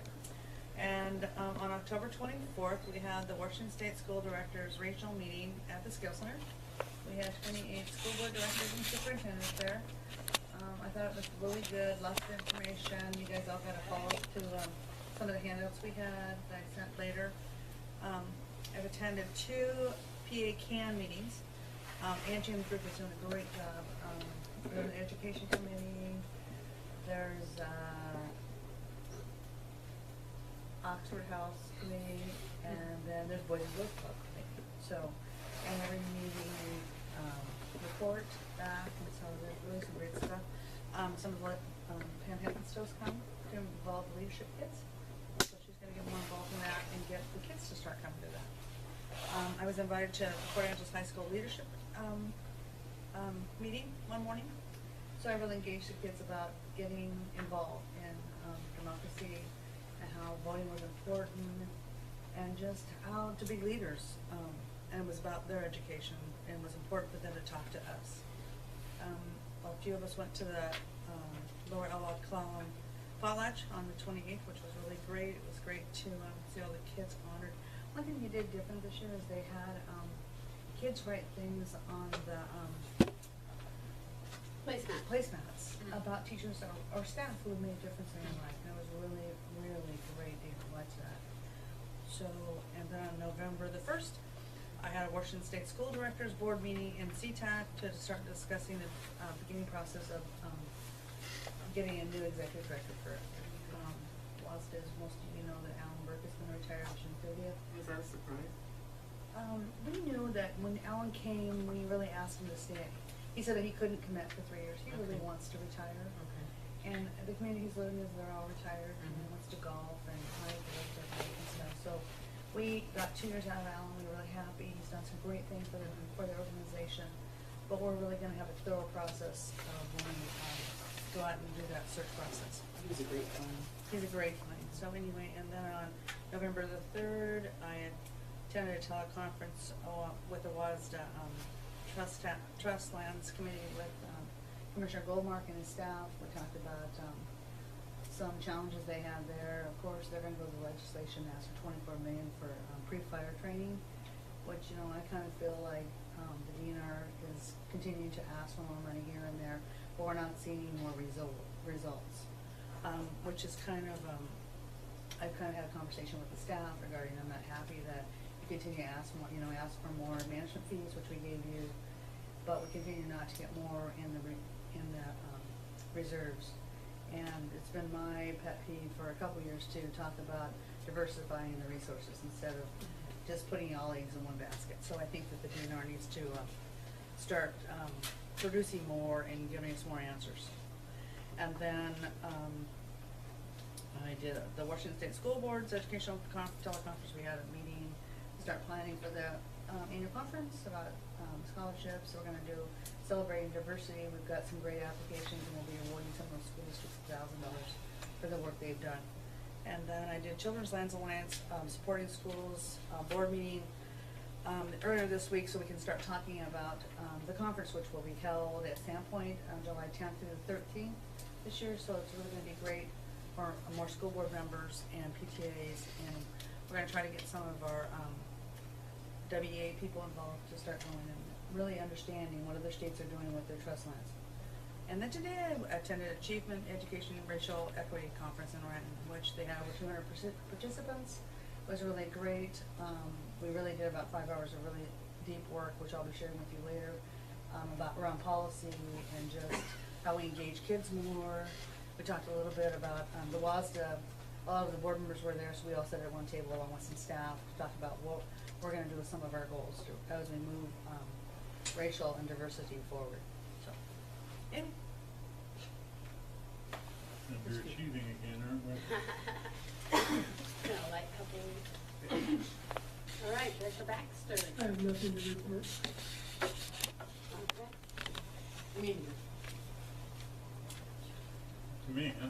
Well, I've got a couple of things that, And I think it's interesting that the two who are leaving us, just quietly nothing, leaving. yeah. Well, Except Patty's really dropping some today. I have, so. you know. I'm weeding myself. Yes, you are. You're doing a very good job. It's challenging. I attended the regional meeting that Cindy put on here in Port Angeles, and I have to say it's one of the best regional meetings I was ever at. It's probably the most open flow of ideas and conversation that group has ever had. Was a nice, well-spent 5 hours. So, policy committee met last Wednesday. We're currently working on 4 policies. 3102, which has to do with enrollment and proving that you actually belong in a Port Angeles school. 2410, which is the new graduation requirements, which are mandated by the state, with the exception of a few parts that Jeff, leave me. Jeff and I are working on.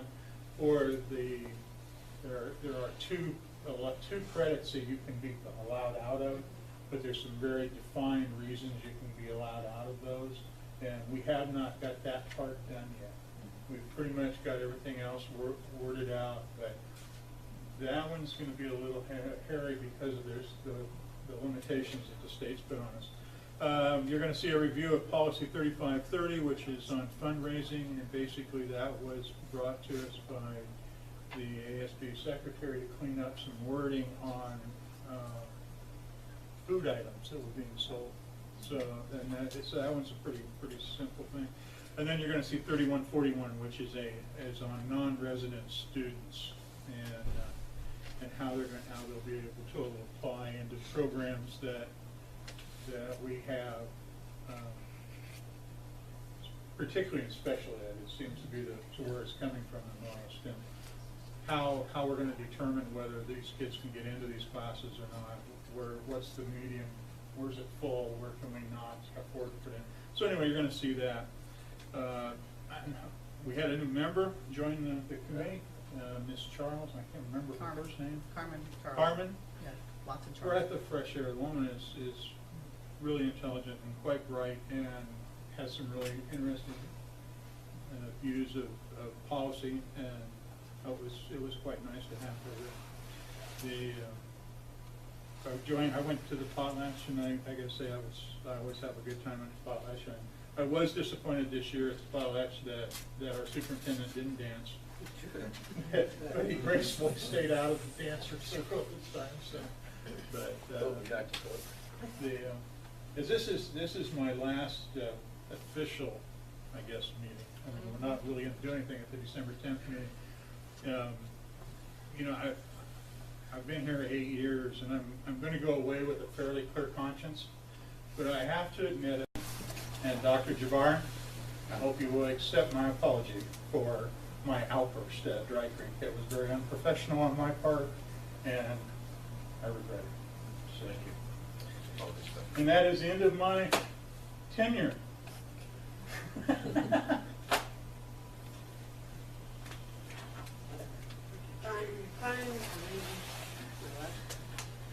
That'll be next meeting. Okay, so for me, I went through the potlatch, as did most of us, which I enjoyed. I also came to bring my forgetful child his basketball thing, and got a wonderful chance, got invited to sit down with Chuck and talk about Stevens, which I don't think I do nearly enough, and so we probably spent an hour kind of wandering around, seeing what was happening, and I really appreciated that time, and I would like to do more of that. So I went to a really interesting meeting at Olympic Medical Center. They had sent out I'm sure you all got that invitation to come. So I went to that with the CEO there, and really, it was really fascinating talking about how they're having so much difficulty getting doctors. The reasons they're having difficulty, and the number one reason that they're having difficulty is, and they need a lot of doctors. We're not talking they need a couple general practitioners. They need a lot of doctors. Is schools. It's their number one. They've had professionals come. They've had doctors come, and actually I've told them I would come here except your schools. And so that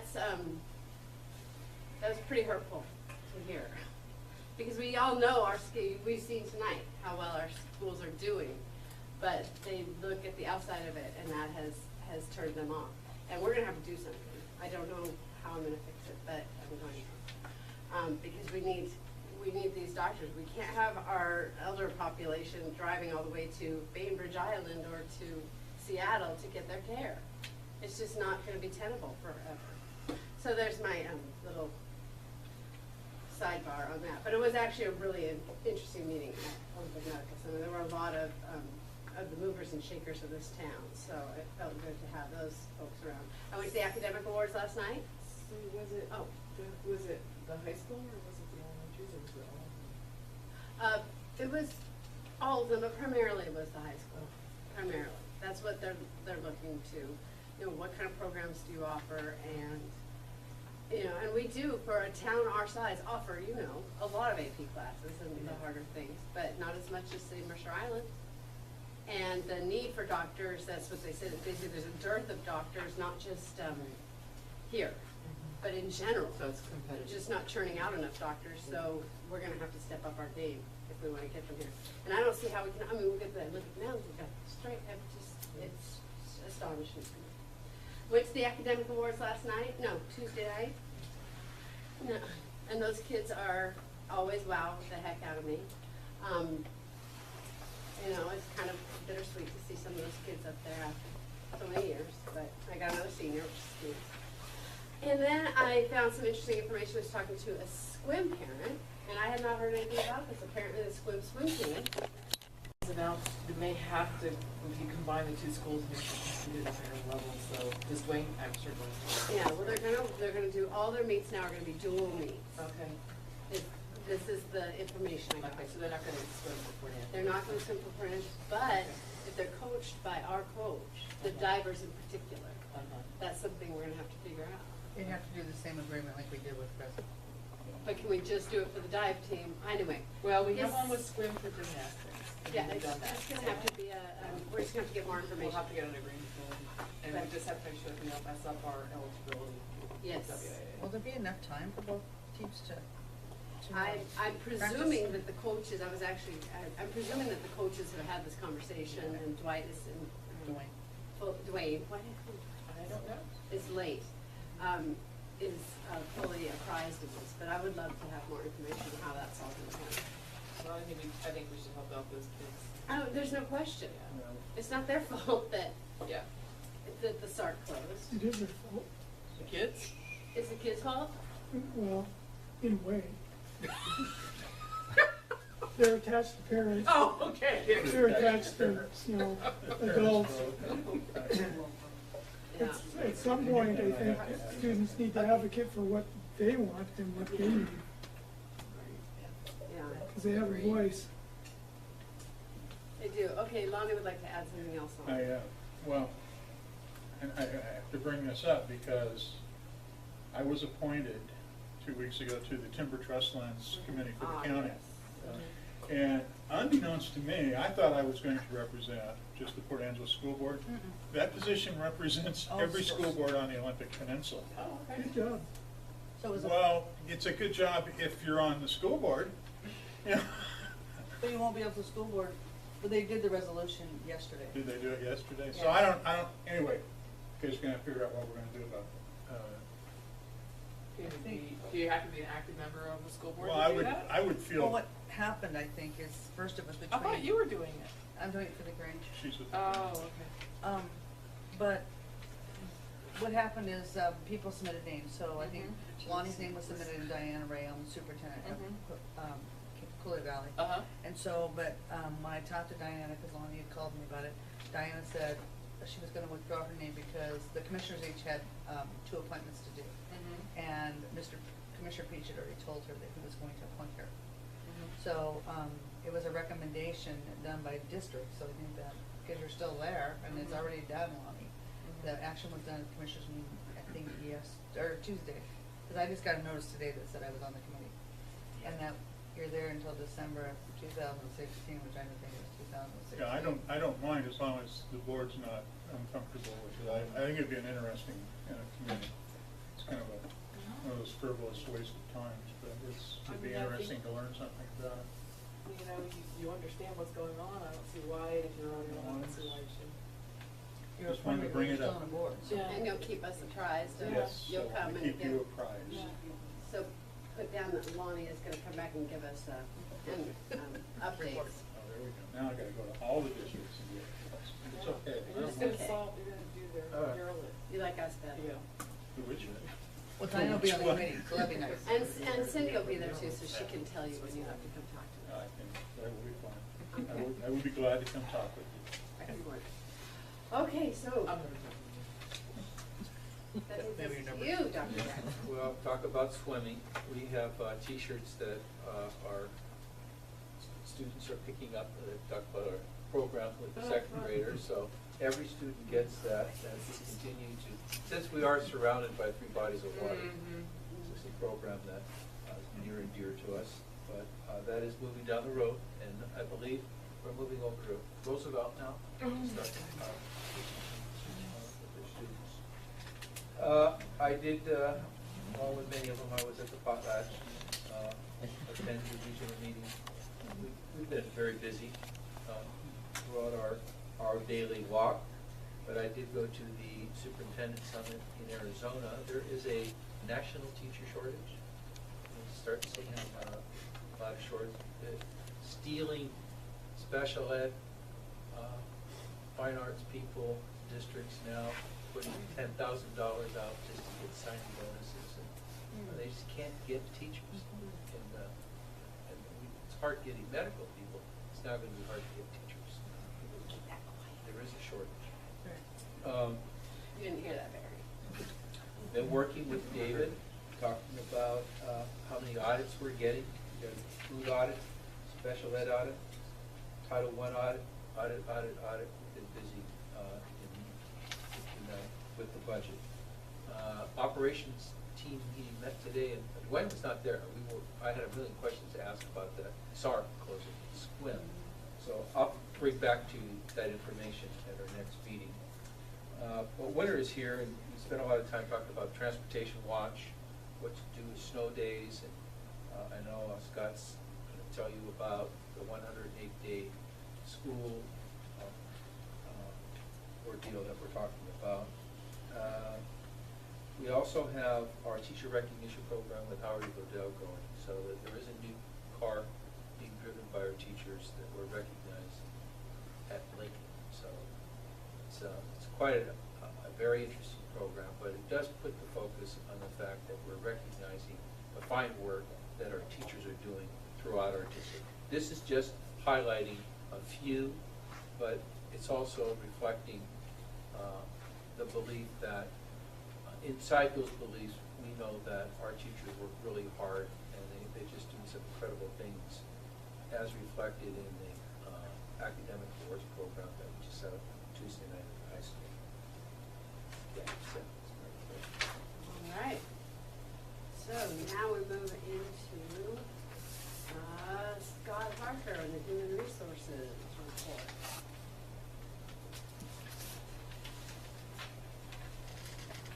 Good evening. Wanted to update where we are since the last time we met a couple of weeks ago. So in terms of new hires, we have now 3 new substitute teachers, and we were really short on subs today, so it's good we got from them. We have a new sub-para. We have 3 new para-educators, 2 assistant coaches for wrestling, a new secretary out of Dry Creek, and a mechanic for the buses. All right, so what's sitting out there right now? Okay, so we have secretary here at the middle school because Karen Anderson is going to be retiring. When is she? Break. Wow. That's unfortunate. Wednesday morning before break is Karen Anderson Day. If you want to come by late start. Totally one. Yeah. But I'll send it out to you guys. Thank you. We have 2 assistant coaching positions, still that girls basketball at the middle school, but they don't start until January. But there is an assistant girls basketball coach at the high school, and that doesn't start till the 16th, so we still got some time on that one. That was a new addition. We have 2 teaching positions still sitting out there, both at the Skill Center. One is the digital media position, and the other, we're still trying to find a composites person. So what's happening with composites? Jody's beating the bushes to still see what we can find out there. So not teaching it? Pardon me? That would be helpful. We have a para position open at Hamilton, and our 2 drug alcohol intervention specialist positions closed today, and so those principals, I believe, will be interviewing ASAP Monday or Tuesday, he says. We have a lot of applicants? Pardon me? We have a lot of applicants? Yeah, we've got about, if I remember correctly, about 5 in for each at the high school and at the middle school. A couple of people have applied for both. I think it's 5 on each. Great. Thank you. All right. Thank you very much. Thanks, Scott. Okay, so, David, you're up. October financial report. I'm afraid of your last name. I'm always going to be afraid. Knechtel. Knechtel. I don't know why. Yeah. Knechtel. Well, Madam President and members of the board, I'm happy to be in front of you and present to you the financial report for October 2015. Okay. So here we have our overview of the 4 funds, 5 funds. Here, general fund, capital projects, debt service, ASP, and transportation fund.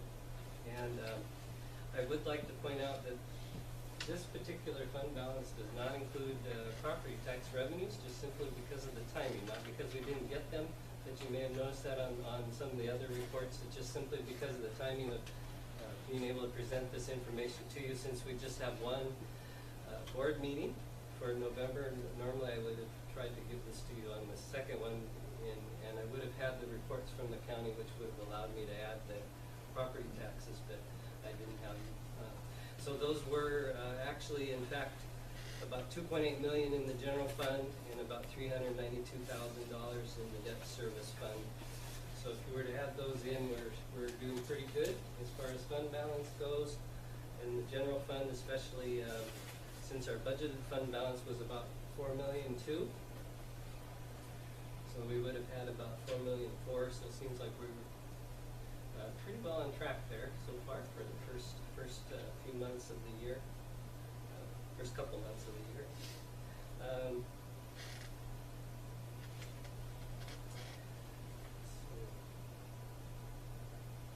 Okay, let's go on to the next one.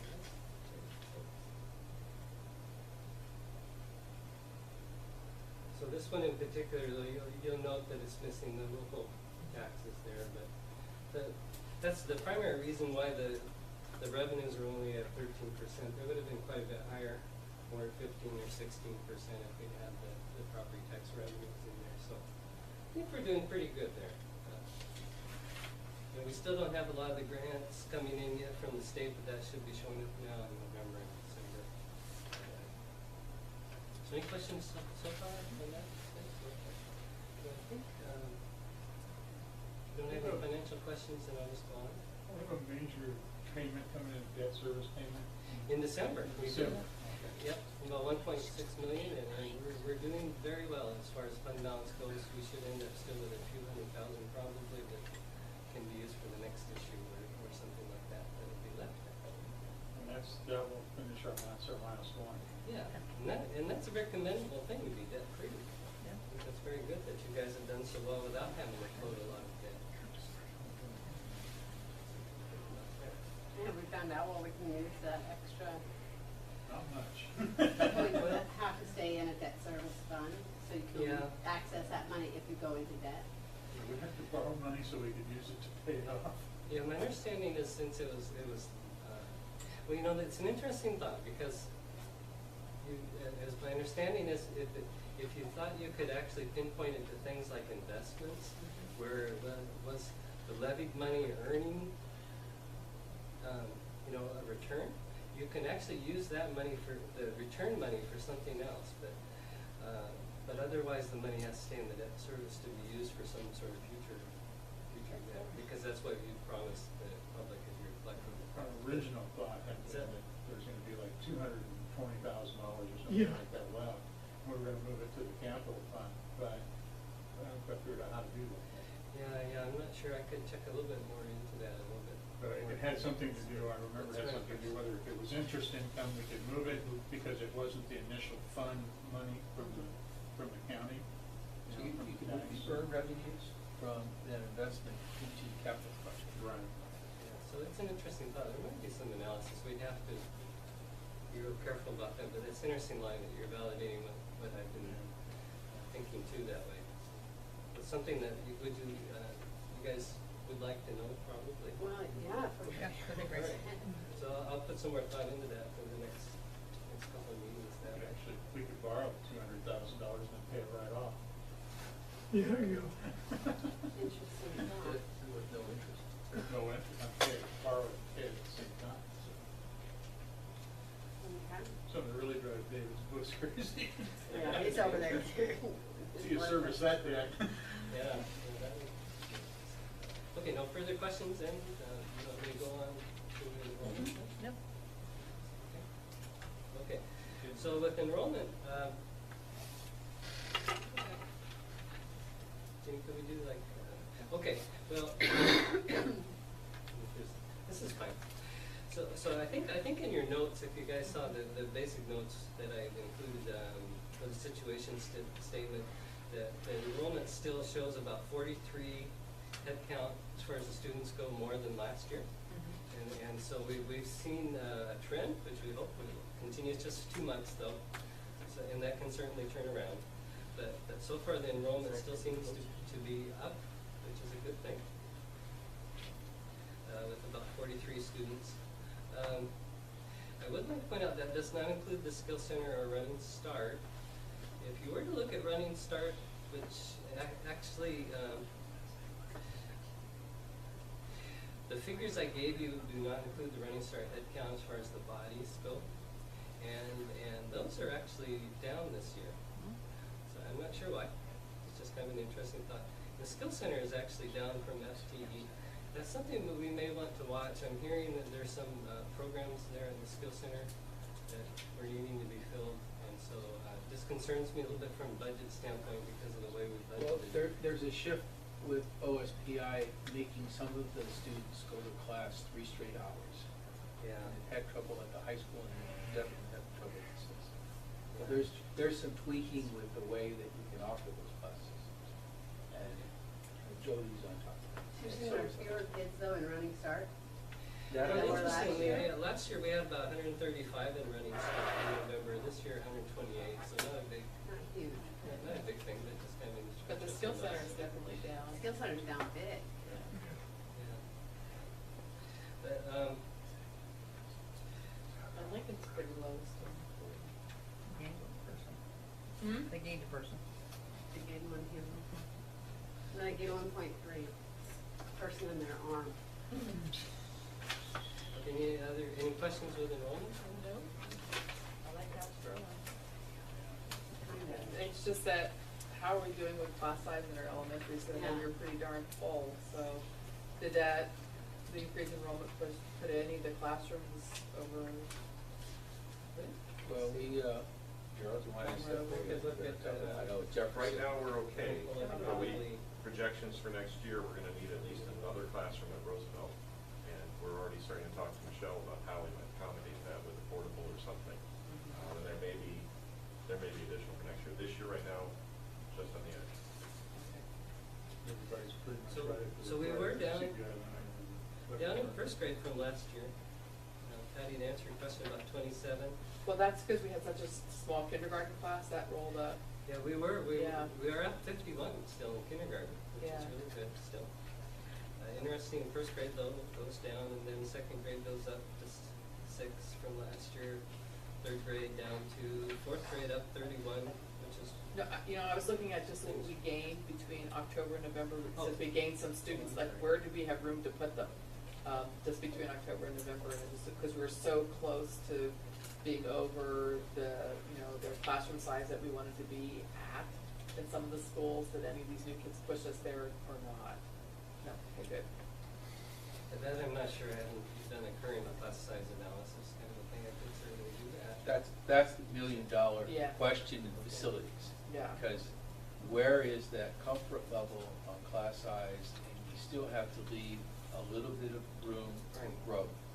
Because parents are going to find their way across the I-5. Yeah. Great places like this to live, yeah. And in future years, including next year, we're gonna have to start looking at that K-3 class Right. size reduction even more closely. That's really gonna have an impact. Right. I mean, Lonnie was talking about the policy that you're working on as far as our capacity, and right now we're focusing on special ed, but I think it's gonna be K-3. Could well And be. there's gonna be a trigger point of, do we move portables? I don't know, put another portable in Franklin. No, do you Or do we bring portables to Stevens and give and the move sixth on to graders sixth work graders with here? it? Yeah. I mean, We have I a know sixth that's grade not your portable favorite, farm. I but mean, that might. It would be a portable farm, exactly The right. board probably needs a work session in like January, February. Well, we have the facilities task force going to be Yeah. reconvening. I think we jumped in soon, Josh's January. lap, let him solve it. What'd you say? Jumped in Josh's lap, let him solve it. All right. But yeah, I mean, it's great to continue to have kids come in the district. We usually don't start declining until December, January, but we were pretty tight going into spring, so. So it sounds like it would be good to have an updated class size report in December then? Maybe a class. If we keep on class getting by new class. kids, usually we Yeah. start dropping off if the past is any prediction of what the future's gonna be, but if we keep on like if you keep on adding in December, Yeah, if you certainly add after more in the December, holidays. you might wanna look at where we're sitting. Okay, let's Yeah, because usually the holidays are when people Yeah. tend to start going. Yeah. go home. I like that. That's probably a good idea. So let's try that. Doing that. Okay. Yeah, Speed down. yeah. Any other questions then? It should be some days when all the numbers were red. Yeah, I know, it's really good. Yeah. Ending on a high note. I'm sure, that must be a better feeling. Yeah. Yeah, I hope that continues, that's for sure. That's great. Okay, I guess we'll go on to something that you guys had talked about in the last board meeting, which I feel I should address with respect to funding of 4th and 5th grade textbooks. At the time of the last board meeting, the board had graciously agreed to fund the textbooks, but there was still a question of where that funding would come from. I know there was some discussion about the curriculum budget that we had last, with the new budget of about $300,000 that you had agreed to, and whether or not there was some funding in there that could be used that hadn't been spent yet. There was some discussion about the fact that we hadn't actually hired any health room aides yet, but the budgeting had been there.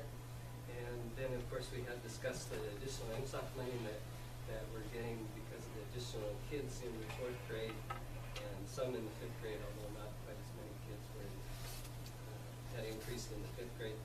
So what I've got here is it had sounded like kind of at the end of our discussion that there was probably a three-way split that maybe could be made from a funding standpoint. So I presented to you some different sources there. That's the details of the available funding, which basically from my analysis with working with Dr. Gabbard, it seemed like most of the things from the $300,000 that was budgeted in for the curriculum had been promised or obligated. There was still a little bit that plainly probably could be used that way. And that was about $24,500.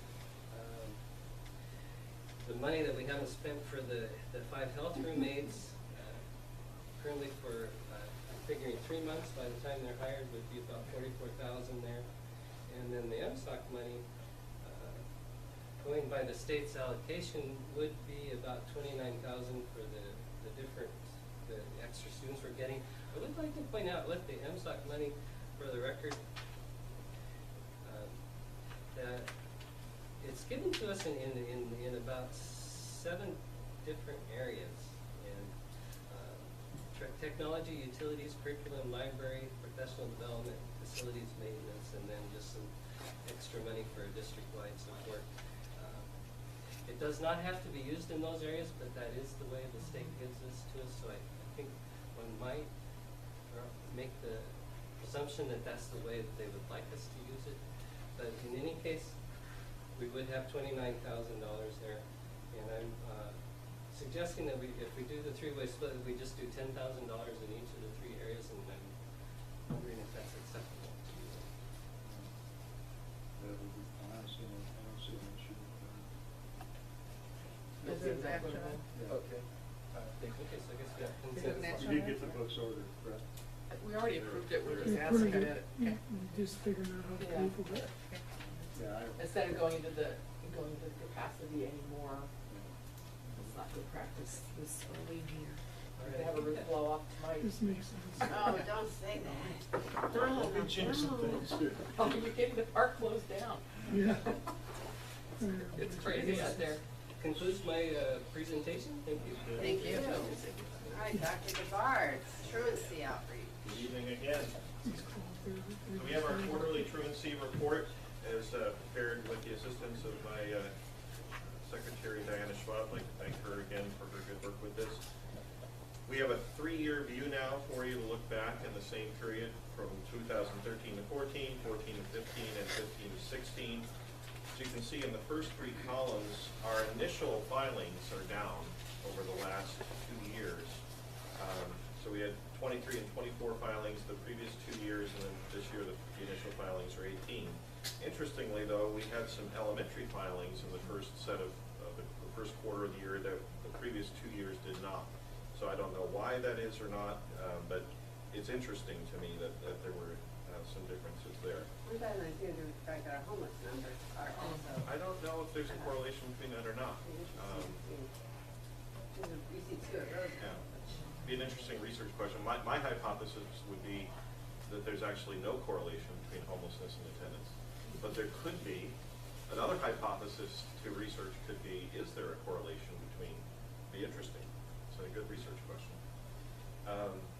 The second set of columns, the greenish ones, you can see that there is a return, if you will, from 2 years ago. The first contempt filings are very similar to 2 years ago, 17, 15. Last year we had fewer in the first quarter. And then the total filings, the last 2 years, this year and last year, similar numbers for the first quarter, 31 and 33. We had a lot more filings total in the first quarter 2 years ago. One of the reasons why we're holding steadily, Diana has told me, with about 33 in our total filings, even though our initial filings are down, is because there's some carryover cases from fourth quarter last year, and the new commissioner is a lot more strict on wanting to keep these old cases open than his predecessor was. So that's one of the reasons.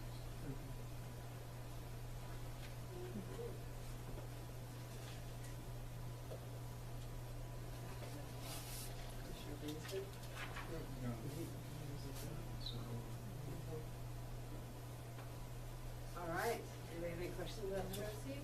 No, good. Okay, so that takes us into action items. The first is the approval of a paraeducator. And if I may speak before you make a motion, so this may influence your motion. I spoke again to Joyce tonight, and as enrollment goes, enrollment changes quickly, and since last meeting, she's lost another child in 2nd grade. She's also got her counselor now that she did not have before. She has certainty of who that person is. She is not feeling pressure from the staff any longer. That she's not going to say no, I don't think, to a paraeducator, but I don't think she's really saying I must have one at this point. We're at 24 now, not 26. Okay. So I think it could go either way. It may be an opportunity here to put this on hold, perhaps, to see if the need returns. It's really up to you. I know they would put it to good use if they had the person. I just wanted to make you aware of that because things have changed since last meeting. They're down another kid. But didn't they have a particularly difficult grade band They do. there? They do have some challenging kids there. Each of the classes has 3 to 5 very challenging kids in each of the class. She could make use of this person if she didn't use them all in 2nd grade. Her kindergartens are pretty high as well. She could possibly make use of them in 4 grades.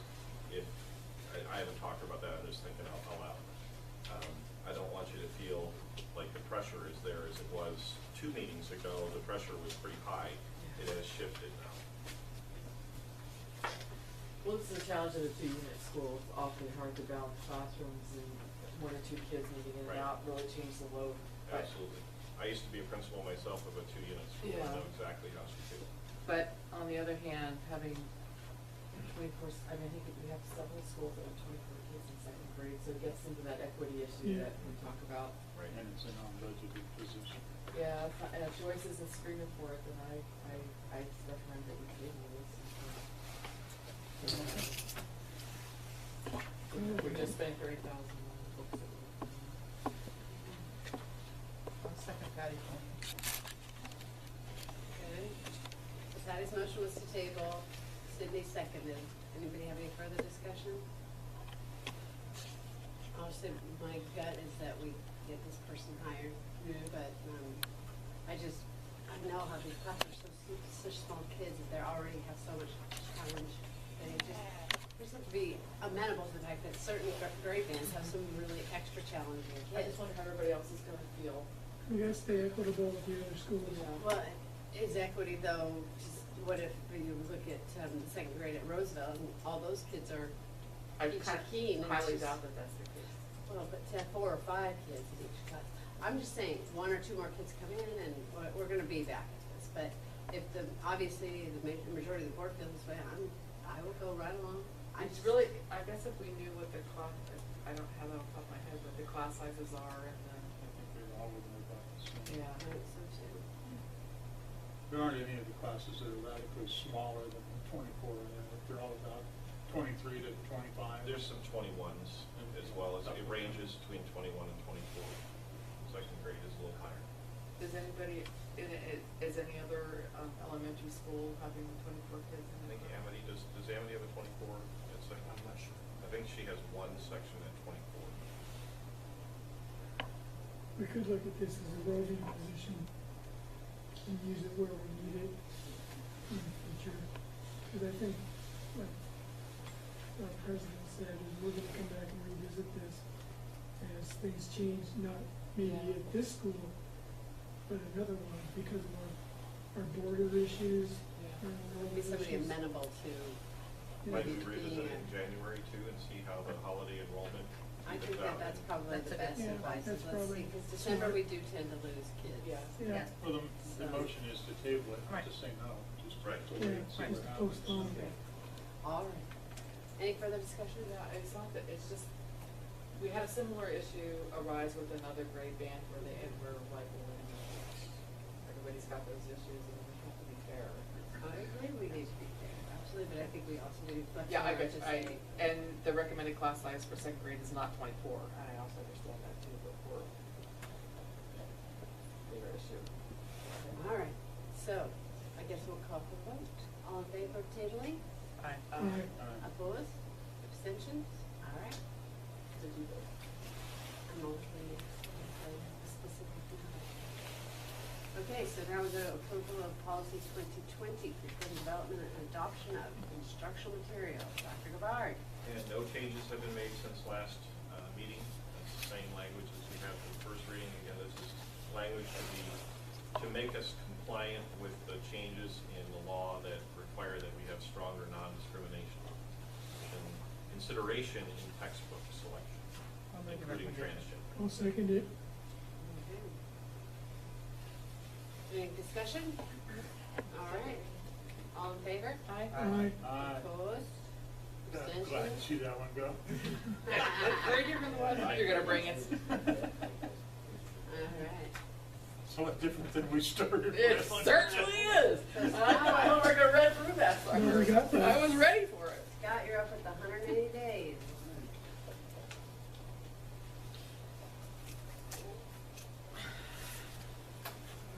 Evening again. I am presenting to you the need to get a waiver from the State Board of Ed for the purpose of meeting the law of the 180 student days in a school year. And just recently, we had our two-part conference days, and in order to get beyond the 180 days, we need to have a waiver. And so the process is that the board needs to adopt a resolution by the, at a minimum, that the number of student days in the school year which waiver is requested, and attesting that the district will meet the minimum instructional hours under the RCW. And so my calculations are is that we will have no problem meeting the minimum number of hours, but we will not, unless we have a waiver, meet the 180 day requirement.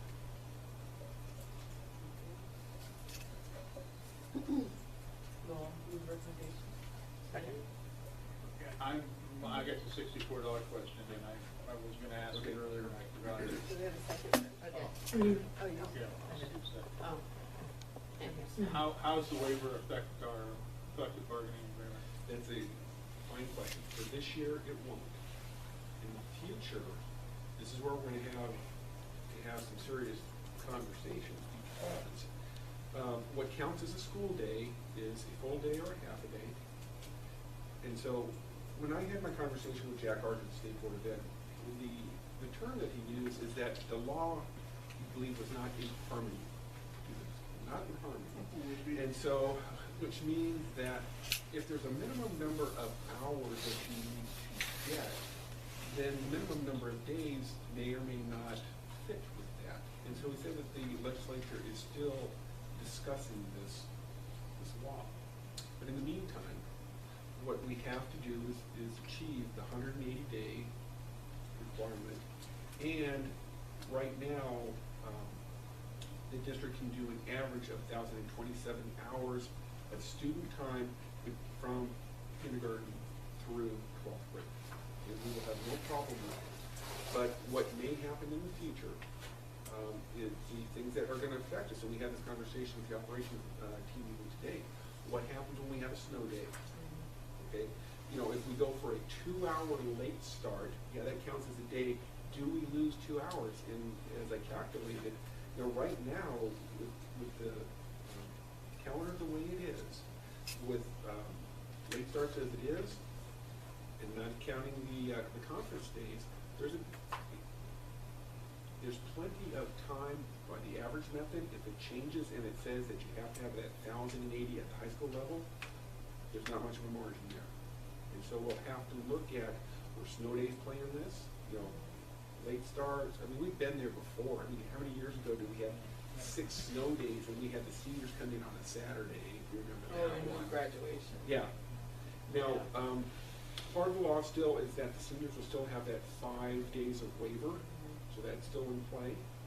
But there's going to be a lot to discuss in future calendar conversations. So, Lonnie, does that answer the question? I know when we were going to have to do it. Yes, Next we year. did. Yeah. Because theoretically, we're not going to go for this waiver every year. And with the information that I presented to you, this looks like it's kind of a one-time deal. Yeah, right.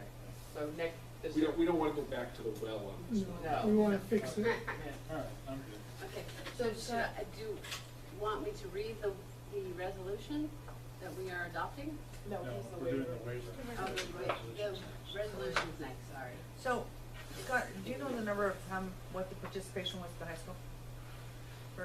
conference, because it's not When I called Bev, they were still, ROTC still didn't get their information in.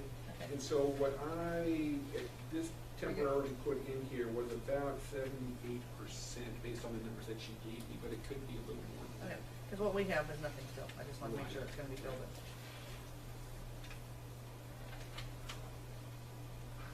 All right, so, any no further questions? I'll call the vote. All in favor? Aye. Opposed? Abstention? Excellent. So that takes us now to the resolution. Should I read the resolution prior to, or is it on here? We already read it, right? Go for it. Need to read it Go for again. it. You've all read I it. think we heard it. You all read it. Yeah. So, Move the recommendation? Second. all right. Any discussion about this? Yeah, I really encourage the members that get voted on the board to go to the WASA meeting because when I was in your shoes 10 years ago today, and actually I was losing, but I was only losing by 8 votes, so both myself and my opponent went. That was really comfortable. And when we introduced each other halfway through the WASA meeting, I won and she lost, and she said, she just beat me, but anyway, we're really good friends now. But you learn so much, and especially the early start session on just the orientation for new board members. It is really, really valuable to learn about how to be a board member, and then to network with that whole new cadre of new board members coming in, because there's quite a bit of turnover. I really recommend that you go. If you don't know, the resolution we're adopting is Oh. to let you, that we're paying for you all to come. So, You're like de facto board members and can then go to the WASA meeting. It's just really, really valuable. I totally agree. And I would echo that, and especially there's an early day for new people, Yeah. which is, Thursday. yeah, hugely valuable for onboarding into this very strange position and job. And they are registered. Yeah. And I had worked for the school district for 7 years before I became a board member, so I felt I had a pretty good foundation. Not even close to doing this job. Extremely valuable every year I've been. I think I've been attending board meetings for 3 years before I got on and had no idea. So, yeah. Very helpful. I think you're And really great lucky people. I'm not teaching it this year. All right. So, with that, all in favor? Aye. Opposed? Abstentions? Excellent. Bring Now you lots of got money. to go. Yeah, really. So that then takes us to items for next agenda. Well, we do have some items coming at us in December. We have the end of the year budget status, the parent-teacher conference update, board reorg, quarterly public records act report, enrollment report, November financial report, board committee and school assignments, health room aid update, Lincoln High School, CSIP, SPED, and the skill center, CSIP. So we have some items. Okay. That'll be your first time. It'll be fun. Jump in. Have we arranged to get them security for board docs and just to make sure they fall through the gaps so they can get in? We have laptops that will. So, yesterday Sarah and I and Dr. Jackson met with the new board members just to kind of go over, because there's so many things happening this fast before they get sworn in. So we went over the 1,000 series, we gave them the board series so they could review that, talk to them a little bit, and let them know if they were going to annual conference, if they're going to the day on the hill. So we got a lot of those things taken care of. We talked about iPads, passwords, all that kind of stuff. So it was a great foundation to start, and yeah. Good. So. All right, so with that, Well, wait, did you guys talk about the board mentorship? When you talked about one person's gonna adopt somebody, have you guys figured that one out? no, we've not. Okay. That's our policy, so board members have to adopt new board members so that you know that. There's only 2 of us. There's only 2 and 3 of us. them. Yeah, we Well, kinda told someone's them- gonna have to take on 2. We kind of told them that they could call either one of us. Yeah, you have to do it. No, you're We'll right. watch them. Yeah. I think we've Well, no. been, Interesting. Yeah. we've been relatively low, like Eric said, literally the last person, and that's been, what, 6 years now, so. Well, And it was 6 just- years, you should have graduated from It high was school by just now. little, it was just, no, it was just little me. I'm saying I didn't get that mentorship. Yeah, I know. I got a lot of help. All right, with that, we are adjourned. Yay. Yay.